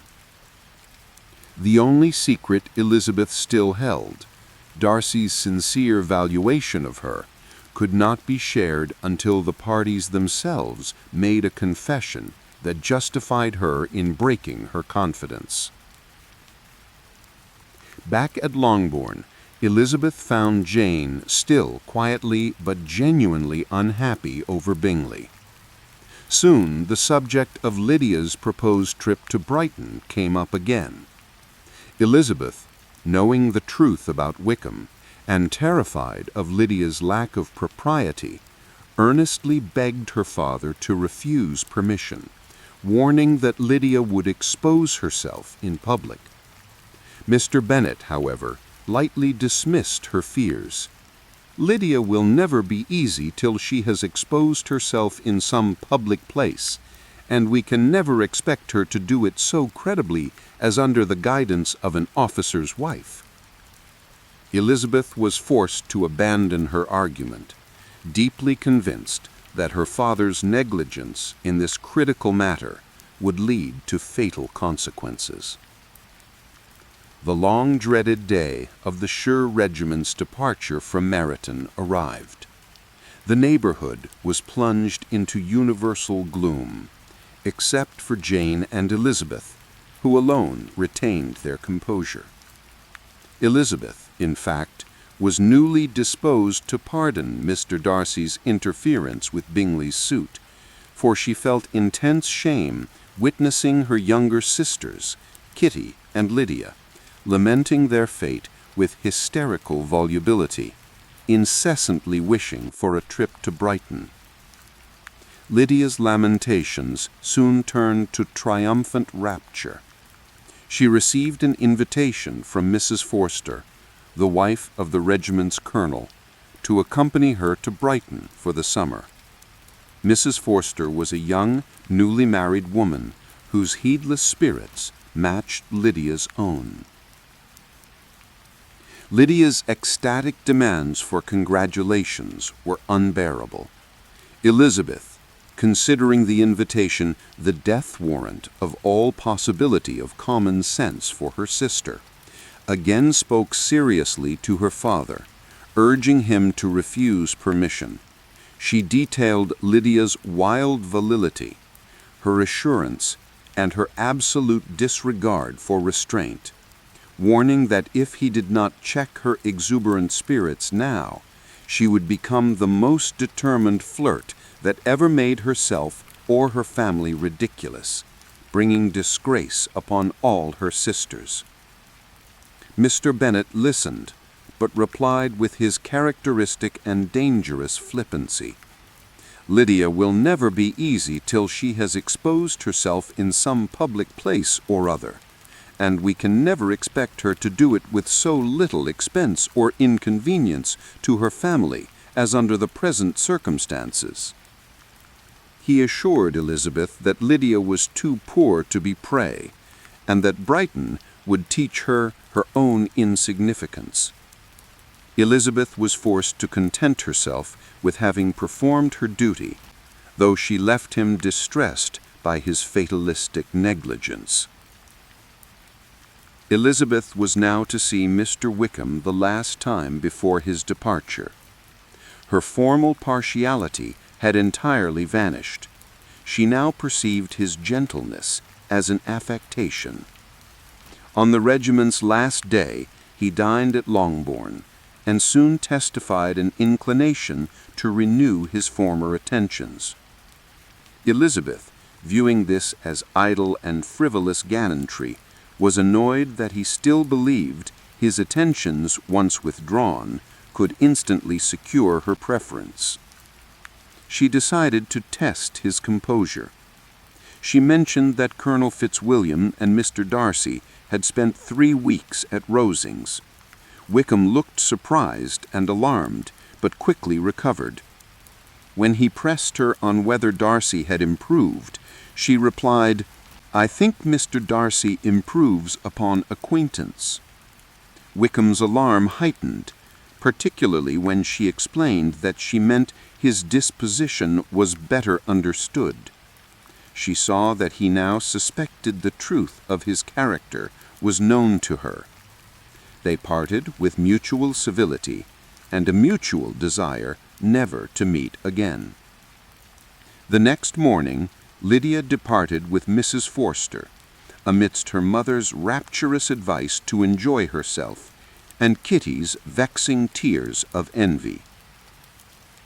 Elizabeth's reflections following the departure of Wickham and Lydia were somber. She saw more clearly than ever the disadvantages attending the children of her parents' unsuitable marriage.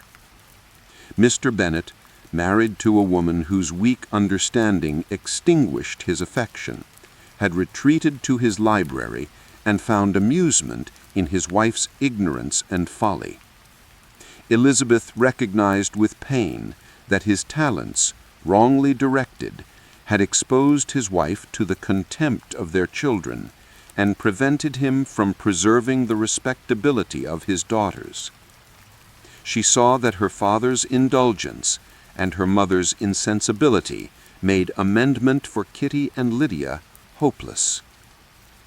The impending loss of the regiment was offset only by the delight of her proposed summer tour to the lakes with the Gardiners.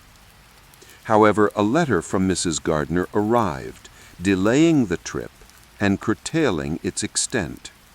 Due to business, the tour would now proceed no further than Derbyshire. Elizabeth was disappointed by the loss of the lakes, but the mention of Derbyshire immediately connected her thoughts to Pemberley and its owner. Though she felt she had no business at Pemberley, her curiosity was great. The party arrived in the small town of Lambton, near where Mrs. Gardiner had once resided. Elizabeth confirmed with the chambermaid that the Darcy family was not in residence for the summer. With her alarms removed, she agreed to visit Pemberley. As they drove through the large, beautiful park, Elizabeth felt a high flutter. She was instantly struck by the handsome stone building of Pemberley, standing well on rising ground, and by the natural beauty of the grounds. She was delighted that nature had been so little counteracted by awkward taste. At that moment, she felt that to be mistress of Pemberley might be something. The housekeeper, Mrs. Reynolds, proved to be respectable and civil. The rooms were lofty and elegant, with furniture showing more real taste than the showy splendor of Rosings. The view from every window was beautiful. Elizabeth mentally reviewed her refusal. She realized, had she accepted, her uncle and aunt would have been lost to her, as she could never have invited them. This recollection saved her from genuine regret. Mr. Gardiner inquired if the master was absent. Mrs. Reynolds replied that he was, but that he was expected tomorrow with a large party of friends. Elizabeth was immensely relieved their journey had not been delayed. Then Mrs. Reynolds pointed out a miniature of Mr. Wickham, confirming he was the late master's steward's son, but adding, "I'm afraid he has turned out very wild."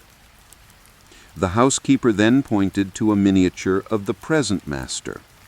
Elizabeth, forced to admit his handsome appearance, listened with astonishment as Mrs. Reynolds praised him with extreme attachment.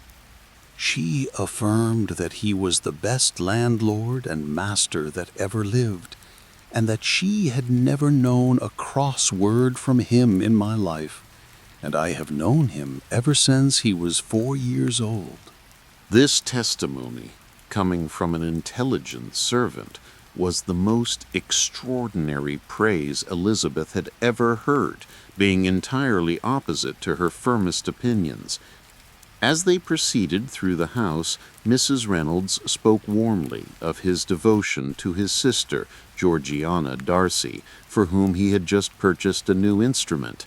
Whatever can give his sister any pleasure is sure to be done in a moment. Elizabeth had to acknowledge, he is certainly a good brother. As they were leaving, standing 20 yards from the door, the owner of Pemberley himself suddenly came forward. Mr. Darcy had arrived a day early. Their eyes instantly met, and both were covered with the deepest blush. Darcy absolutely started, but quickly recovered and advanced, speaking to Elizabeth with perfect civility. Elizabeth was speechless with embarrassment. Her surprise grew at the striking alteration in his manner. His usual sedateness was gone, and he repeated his inquiries after her family in a hurried, nervous way, entirely removed from his former pride. After a few agonizing minutes, he took his leave, and Elizabeth was overpowered by shame. The meeting was the most unfortunate thing imaginable. It might appear to him as if she had purposely thrown herself in his way. She was completely perplexed by his sudden gentleness. The following morning, Elizabeth's astonishment was renewed. She had settled that Darcy would bring his sister to visit her the day after his arrival, but they came immediately. Elizabeth, greatly embarrassed and anxious to please the formidable Miss Darcy, was relieved to find the young lady not proud but exceedingly shy. Georgiana was tall, graceful, and her manners were gentle and unassuming. They were soon joined by Mr. Bingley, who was delighted to see Elizabeth and inquired cordially after her family. Mr. and Mrs. Gardiner, observing the three, instantly concluded that the gentleman at least was overflowing with admiration for their niece. Watching Bingley closely, she noted that he showed no particular regard for Miss Darcy, who had been set up as Jane's rival. Bingley soon proved he had not forgotten Jane. At a moment when the others were conversing, he observed to Elizabeth with real regret that it had been a very long time since he had had the pleasure of seeing her, dating their last meeting exactly to the 26th of November, the Netherfield ball. He later inquired if all her sisters were at Longbourn.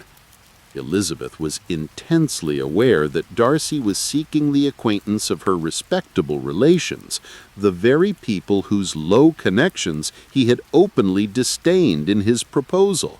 Never had she seen him so desirous to please, so free from self-consequence or unbending reserve. The change was so great and so striking that it could only be attributed to an enduring affection. Darcy called on his sister to invite Mr. and Mrs. Gardiner and Miss Bennet to dinner at Pemberley. Georgiana, with great diffidence, obeyed. Mrs. Gardiner, seeing Elizabeth's silent consent, accepted the invitation for the day after the next. On the return visit to Pemberley, Elizabeth was prepared for an awkward renewal of acquaintance with Mrs. Hurst and Miss Bingley, who were seated with Georgiana. They received Elizabeth with only a curtsy and followed with an excruciating silence. Elizabeth pitied Georgiana's shyness, noting that Mrs. Hurst and Miss Bingley's calculated coldness would easily lead strangers to believe Miss Darcy was proud. The atmosphere was tense and awkward until Mr. Darcy entered. Elizabeth regretted his presence as she saw that the suspicions of the whole party were awakened against them. Miss Bingley watched Darcy intently, her jealousy still desperate. Darcy, for his part, was anxious for his sister and Elizabeth to get acquainted, forwarding their attempts at conversation. Miss Bingley, in a final, imprudent surge of anger and jealousy, seized the first opportunity to wound Elizabeth. With sneering civility, she asked, "Pray, Miss Eliza, are not the Dashshire militia removed from Meryton? They must be a great loss to your family." Though Miss Bingley dared not mention Wickham's name, Elizabeth instantly comprehended the malice of the attack.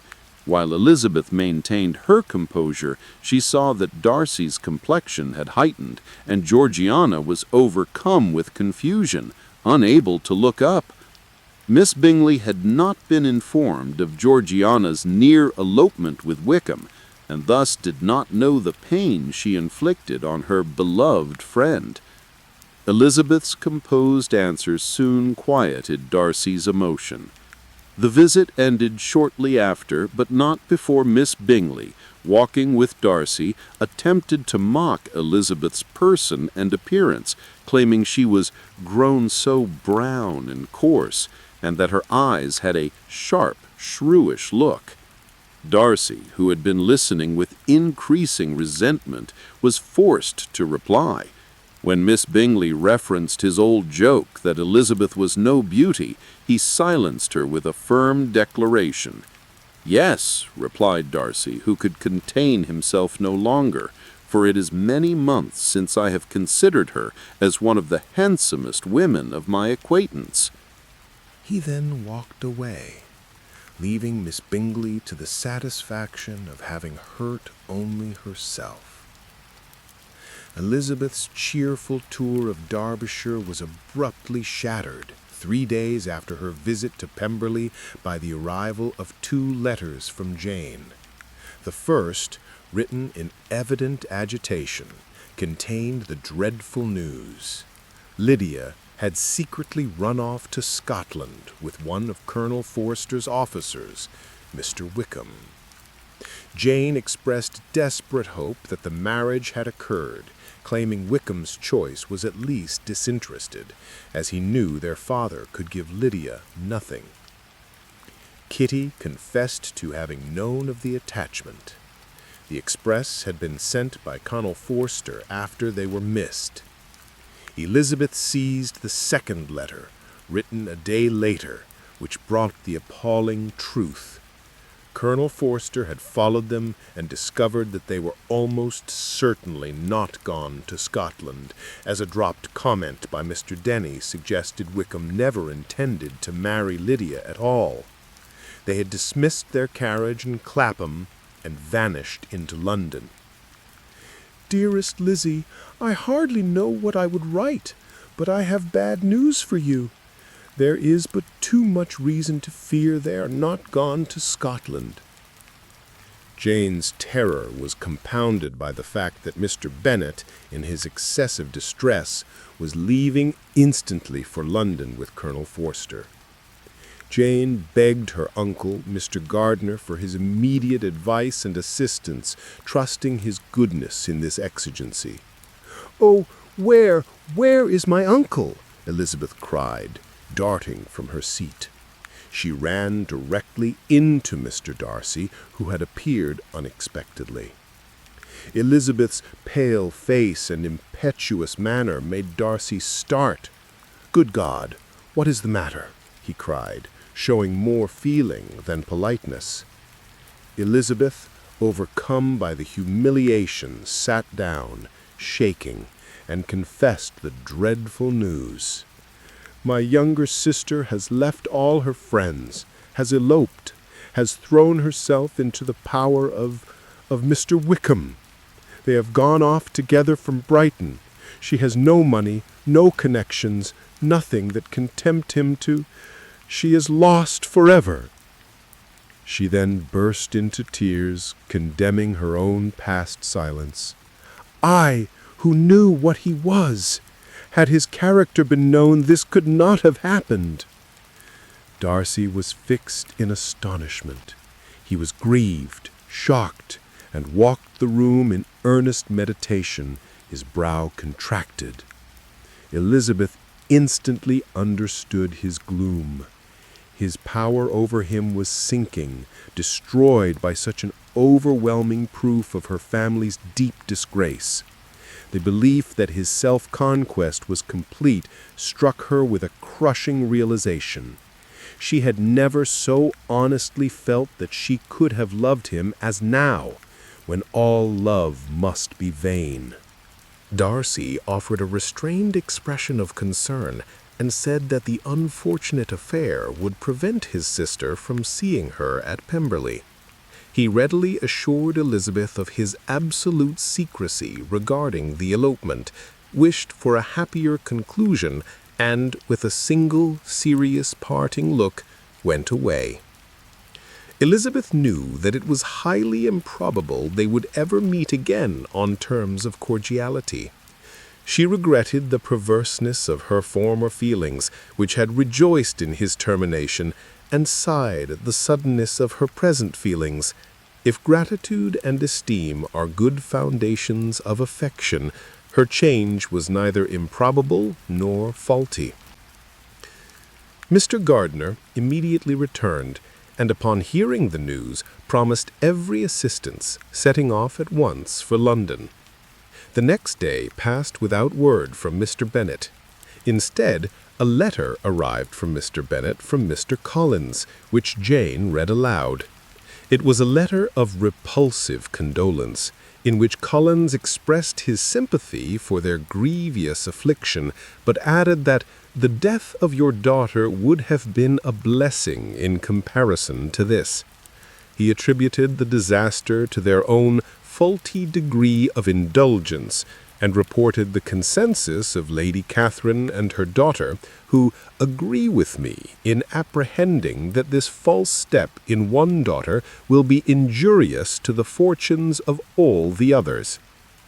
Collins concluded by congratulating himself on his narrow escape from connection, for had it been otherwise, I must have been involved in all your sorrow and disgrace. Mr. Gardner's subsequent letter confirmed a deeper villainy. Wickham was a gamester who had left considerable debts behind him. Mr. Bennet soon returned home, rendered spiritless by his unsuccessful search. He was philosophically composed, but ashamed.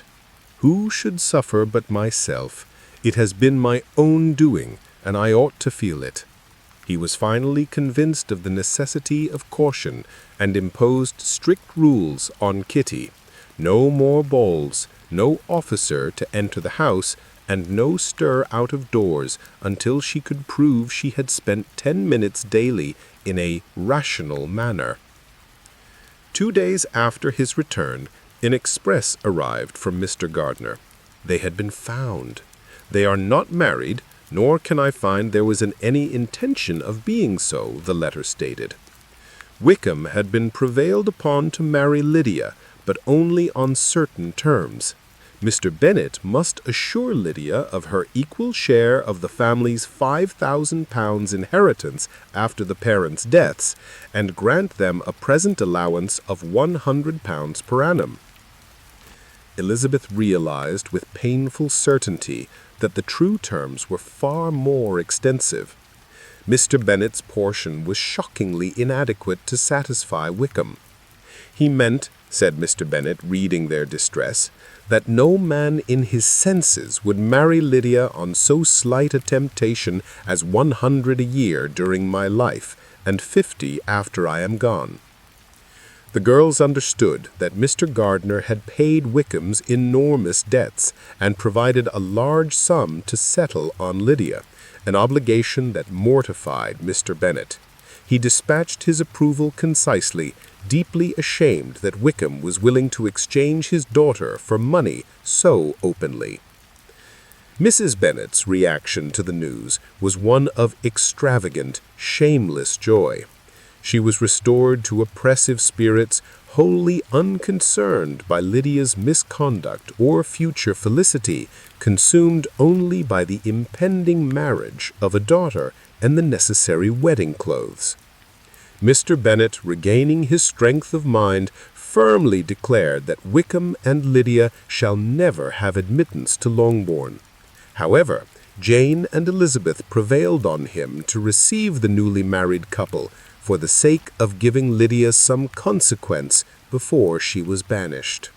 Mr. Gardiner wrote again, confirming that Wickham had agreed to quit the militia and accept an ensigncy in a regiment quartered in the north, with all debts pledged for by Mr. Gardiner. Elizabeth was now entirely reconciled to Darcy's character, and was convinced of her own tragic mistake. She knew he would surely shrink from a connection with a family so closely allied to the man he justly scorned. She began now to comprehend that he was exactly the man who, in disposition and talents, would most suit her. The wish of procuring his regard could not survive this blow. She recognized the gulf impassable between them, but was humbled and grieved, realizing that the proposal she had proudly spurned only 4 months ago, she would now have most gladly and gratefully received. The wedding day arrived for Lydia and Wickham, occasioning great dread for Jane and Elizabeth, but pure delight for Mrs. Bennet. The couple arrived at Longbourn with dinner. Mrs. Bennet greeted them with rapturous welcomes, showing no doubt of their happiness. Mr. Bennet's reception was grave and austere. The couple's easy assurance provoked everyone else. Lydia was exactly as she had been, untamed, noisy, and shameless. She demanded congratulations and boasted of displaying her wedding ring to neighbors immediately upon entering the village. Wickham, too, was entirely unabashed, conversing with Elizabeth as a familiar relation. Elizabeth was disgusted by his impudence and resolved to put no limits on the baseness of a dishonorable man. During a conversation with her elder sisters, Lydia casually revealed a stunning detail of the London wedding. Mr. Darcy might have done as well as her uncle for giving her away.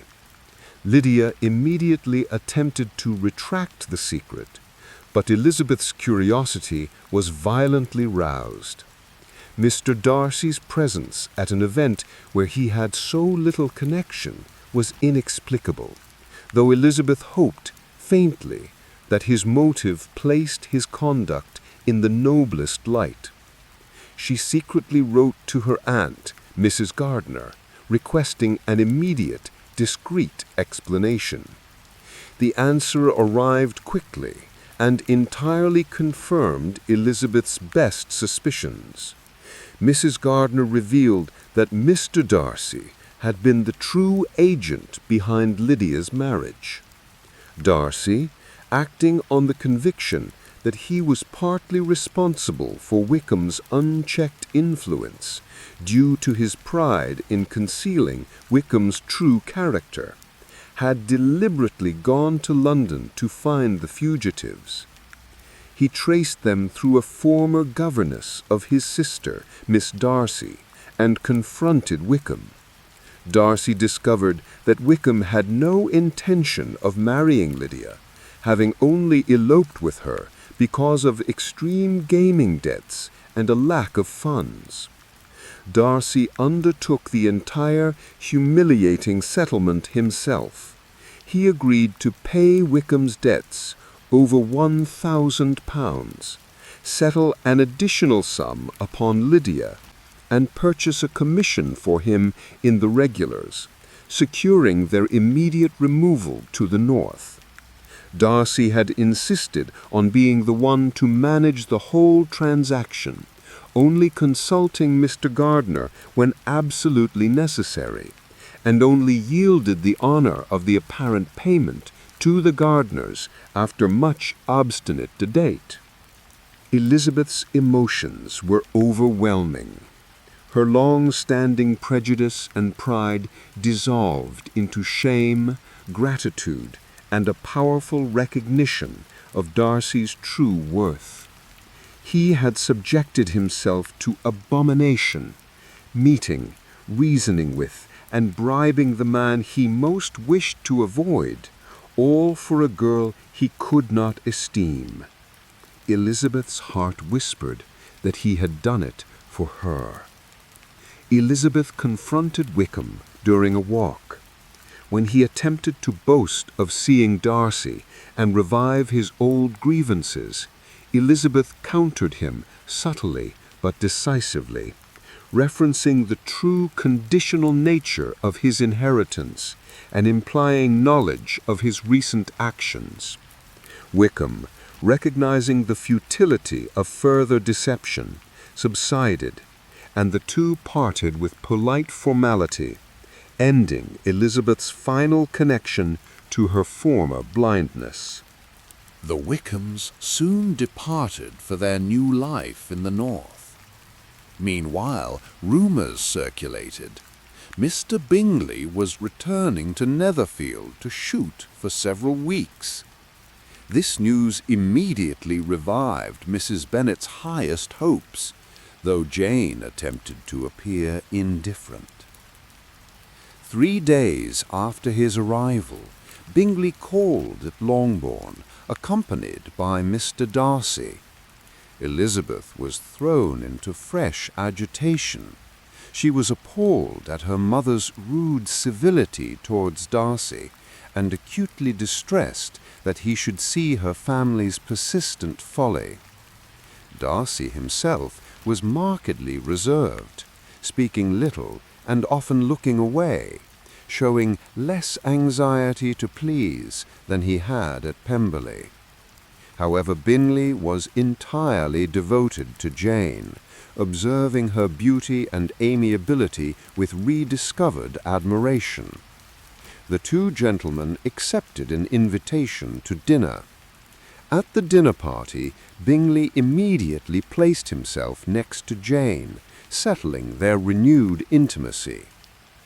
A few days later, Bingley called alone, his friend having departed for London. Bingley accepted a dinner invitation for the following day. Mrs. Bennet immediately set her schemes in motion, orchestrating excuses to leave Bingley and Jane alone. Elizabeth tried to thwart her mother's heavy-handed efforts, but in vain. On the 3rd day of Bingley's renewed visits, Elizabeth, returning to the drawing-room after finishing a letter, saw Jane and Bingley standing over the hearth. Their hasty movements and flushed faces told the whole story. Bingley immediately sought Mr. Bennet, and Jane, embracing Elizabeth, confessed her happiness, exclaiming, "'Tis too much, by far too much. I do not deserve it." The engagement was received with universal delight. Mr. Bennet congratulated Jane with deep sincerity, though teasing her. "You are each of you so complying that nothing will ever be resolved on, so easy that every servant will cheat you, and so generous that you will always exceed your income." Jane later confided in Elizabeth that Bingley had revealed he was completely unaware of her presence in London the previous spring, having been deceived by his sisters into believing she was indifferent to him.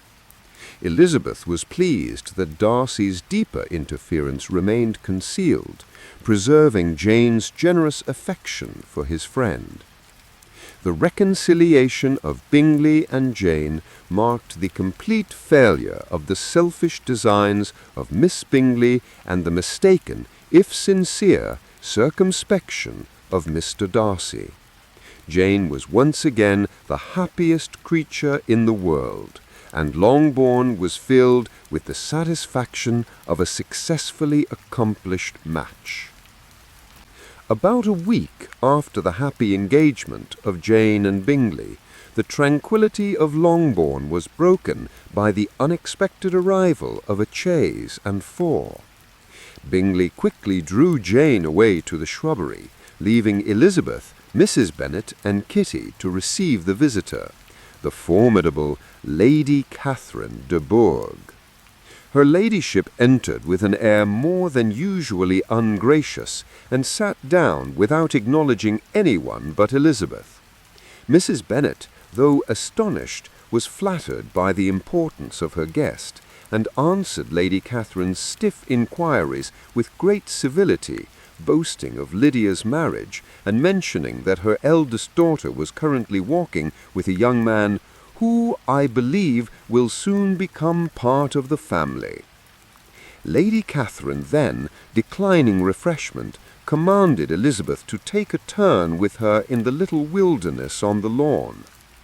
Elizabeth, determined to make no effort at conversation with a woman she found so insolent, silently complied. As soon as they entered the copse, Lady Catherine launched into her mission without preamble. "You can be at no loss, Miss Bennet, to understand the reason of my journey hither. Your own heart, your own conscience must tell you why I come." Elizabeth replied with feigned astonishment. "Indeed, you are mistaken, madame. I have not been at all able to account for the honor of seeing you here." Lady Catherine, in an angry tone, declared she had received an alarming rumor that Elizabeth Bennet would soon be united to her nephew, Mr. Darcy. "Though I know it must be a scandalous falsehood, though I would not injure him so much as to suppose the truth of it possible, I instantly resolved on setting off for this place, that I might make my sentiments known to you." Elizabeth countered coolly that, if her ladyship believed it impossible, her journey was unnecessary. Lady Catherine fiercely demanded a definitive answer. Has my nephew made you an offer of marriage?" "Your ladyship has declared it to be impossible," Elizabeth said, maintaining her composure. Lady Catherine then unveiled the true basis of her outrage. Darcy was already engaged to her own daughter, Miss de Bourgh, an union planned since infancy to consolidate their noble families and fortunes. "The engagement between them is of a peculiar kind. From their infancy they have been intended for each other, to be prevented by a young woman of inferior birth, of no importance in the world, and wholly unallied to the family. Do you pay no regard to the wishes of his friends?" Elizabeth held firm to her principles, and refused to be intimidated by rank. "If Mr. Darcy is neither by honor nor inclination confined to his cousin, why is not he to make another choice? And if I am that choice, why may not I accept him?" Lady Catherine listed the inevitable disgrace, censure, and contempt Elizabeth would receive from Darcy's entire connection. Elizabeth, resolute, declared, "These are heavy misfortunes, but the wife of Mr. Darcy must have such extraordinary sources of happiness necessarily attached to her situation that she could, upon the whole, have no cause to repine." Lady Catherine grew desperate, resorting to base insult and recalling Elizabeth's family shame. "Obstinate, headstrong girl, I am ashamed of you. Is this your gratitude for my attentions to you last spring? To all the objections I have already urged, I have still another to add. I am no stranger to the particulars of your youngest sister's infamous elopement. And is such a girl to be my nephew's sister? Is her husband, is the son of his late father's steward, to be his brother? Heaven and earth, of what are you thinking? Or the shades of Pemberley to be thus polluted?" Elizabeth, deeply resentful, declared that Lady Catherine had insulted her in every possible method, and rose to return to the house. Before parting, Lady Catherine demanded a promise that Elizabeth would never marry her nephew. Elizabeth flatly refused. "I will make no promise of the kind." "You are then resolved to have him?" Lady Catherine pressed. "I have said no such thing. I am only resolved to act in that manner which will, in my own opinion, constitute my happiness without reference to you or to any person so wholly unconnected with me." Lady Catherine drove away, severely displeased, leaving Elizabeth certain that the confrontation provided a gratifying assurance. Lady Catherine believed the match possible, proving that Darcy's feelings were not extinguished. Elizabeth, after hours of reflection, feared that Lady Catherine's powerful entreaty might settle Darcy's wavering resolve. The following morning, Mr. Bennet called Elizabeth into his library with a letter in his hand, a warning from Mr. Collins, who had heard the rumor of Elizabeth's supposed engagement to Darcy. Mr. Bennet, finding the rumor delightfully absurd, read the letter aloud, laughing at the idea of Darcy seeking Elizabeth's hand. He focused on Collins's assumption of Darcy's indifference. "Mr. Darcy, who never looks at any woman but to see a blemish, and who probably never looked at you in his life. It is admirable." Elizabeth had to force a reluctant laugh, mortified by her father's cruel assumption of Darcy's indifference. Mr. Collins' letter warned them of Lady Catherine's fury, and advised them against such a disgraceful match. Collins also took the opportunity to reiterate his condemnation of Mr. Bennet for receiving the Wickhams into the house after their marriage, calling it an encouragement of vice. Mr. Bennet dismissed the entire correspondence with a wave of his hand. Instead of receiving an excusing letter from Darcy, Bingley brought his friend with him to Longbourn before many days had passed. During a walk, Elizabeth and Darcy found themselves alone. Elizabeth knew she could not live another moment without acknowledging the debt. She immediately opened the subject. "Mr. Darcy, I am a very selfish creature, and for the sake of giving relief to my own feelings, care not how much I may be wounding yours. I can no longer help thanking you for your unexampled kindness to my poor sister. Ever since I have known it, I have been most anxious to acknowledge to you how gratefully I feel it." Darcy replied with evident emotion, "I am sorry, exceedingly sorry, that you have ever been informed of what may in a mistaken light have given you uneasiness. I did not think Mrs. Gardiner was so little to be trusted." Elizabeth defended her aunt, and repeated her profound gratitude.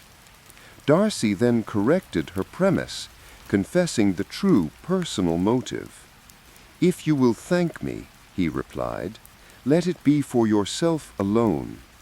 That the wish of giving happiness to you might add force to the other inducements which led me on, I shall not attempt to deny.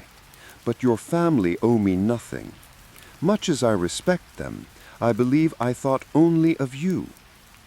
Elizabeth was too overwhelmed to speak. After a short pause, Darcy, driven by the hope Lady Catherine had inadvertently stirred, proposed a second time. You are too generous to trifle with me. If your feelings are still what they were last April, tell me so at once. My affections and wishes are unchanged, but one word from you will silence me on this subject forever. Elizabeth, forcing herself to speak, gave him to understand that her sentiments had undergone so material a change as to make her receive his present assurances with gratitude and pleasure. Darcy expressed his joy warmly, telling her how her reproof had tortured him, forcing him toward humility. He then confessed the critical role of his furious aunt in removing his last doubt. It taught me to hope, as I had scarcely ever allowed myself to hope before. I knew enough of your disposition to be certain that, had you been absolutely, irrevocably decided against me, you would have acknowledged it to Lady Catherine, frankly and openly.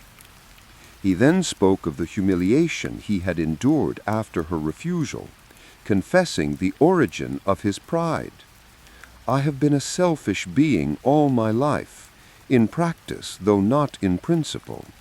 I was spoiled by my parents. Such I was from 8 to 28, and such I might still have been but for you, dearest, loveliest Elizabeth. What do I not owe you? You taught me a lesson, hard indeed at first, but most advantageous. By you I was properly humbled. He admitted that his arrogance had been crushed by her pointed remark. Your reproof, so well applied, I shall never forget. Had you behaved in a more gentlemanlike manner, those were your words. You know not, you can scarcely conceive how they have tortured me. Elizabeth confessed her own shame over her bitter expressions, and when she asked what set him off in the first place, he replied, I cannot fix on the hour or the spot or the look or the words which laid the foundation. It is too long ago. I was in the middle before I knew that I had begun. For the liveliness of your mind I did, he confessed. They walked on, filled with joy, resolving to ask Mr. Bennet for his consent that evening. That evening, Elizabeth confided in Jane, who was utterly incredulous. You were joking, Lizzie. This cannot be. Engaged to Mr. Darcy? No, you shall not deceive me. I know it to be impossible. Elizabeth tearfully assured her sister of the truth, and Jane, seeing her emotion, offered congratulations, though asking anxiously, Are you quite certain that you can be happy with him? Elizabeth confirmed her deep love and confessed that she must date her love from my first seeing his beautiful grounds at Pemberley. Jane then learned of Darcy's secret role in Lydia's marriage, which staggered her with gratitude and astonishment. When Darcy followed Mr. Bennet into the library, Elizabeth sat in misery, fearing her favorite father would be distressed by her choice. Soon after, she was summoned. Mr. Bennet, looking grave, asked, Lizzie, what are you doing? Are you out of your senses to be accepting this man? Have not you always hated him? Elizabeth tearfully confessed the full depth of her attachment. I do like him, she replied, with tears in her eyes. I love him. Indeed, he has no improper pride. He is perfectly amiable. You do not know what he really is. Then pray do not pain me by speaking of him in such terms. Mr. Bennet, still in doubt, warned her against marrying without esteem, but Elizabeth's earnestness and solemn assurance of her love finally conquered his incredulity. "Well, my dear," he said, "I have no more to say. If this be the case, he deserves you. I could not have parted with you, my Lizzie, to anyone less worthy." To complete the settling of Lydia's marriage, Elizabeth revealed Darcy's payment. Mr. Bennet was thunderstruck. This is an evening of wonders indeed. And so Darcy did everything, made up the match, gave the money, paid the fellow's debts, and got him his commission. Had it been your uncle's doing, I must and would have paid him, but these violent young lovers carry everything their own way. Mrs. Bennet's reaction, when finally told, was an extraordinary fusion of shock and ecstatic greed. "Good gracious, Lord bless me, only think! Dear me, Mr. Darcy! Who would have thought it? And is it really true? Oh, my sweetest Lizzie, how rich and how great you will be! What pin money, what jewels, what carriages you will have! Jane's is nothing to it, nothing at all." Mrs. Bennet was now utterly silenced by awe before her wealthy son-in-law. Mr. Bennet, meanwhile, confessed to Elizabeth, "Wickham, perhaps, is my favourite, but I think I shall like your husband quite as well as Jane's." The double marriage was settled. Elizabeth wrote a congratulatory letter to Mrs. Gardiner. "I am the happiest creature in the world. I am happier even than Jane. She only smiles, I laugh." Darcy's letter to Lady Catherine was in a different, determined style. Mr. Bennet wrote to Mr. Collins, "I must trouble you once more for congratulations. Elizabeth will soon be the wife of Mr. Darcy. Console Lady Catherine as well as you can, but if I were you, I would stand by the nephew. He has more to give." Mr. and Mrs. Charles Bingley purchased an estate near Pemberley. Mr. and Mrs. Fitzwilliam Darcy became the respected master and mistress of Pemberley. Lydia and Wickham were supported by Darcy's funds. Lydia wrote a shameless congratulatory letter to Elizabeth, hoping her rich sister would think of them. "I am sure Wickham would like a place at court very much, and I do not think we shall have quite money enough to live upon without some help." Elizabeth politely but firmly discouraged such expectations. Kitty, separated from Lydia's influence, became an improved young woman. Mary remained at home, content with her solitude. Miss Bingley and Lady Catherine eventually dropped their resentment and visited Pemberley. The Darcys were always on the most intimate terms with the Gardiners, who were ever sensible of the warmest gratitude for bringing Elizabeth to Derbyshire, the means of their union. Thank you for joining me tonight. This was Pride and Prejudice by Jane Austen. I hope the story helped you unwind and drift toward sleep. Rest peacefully.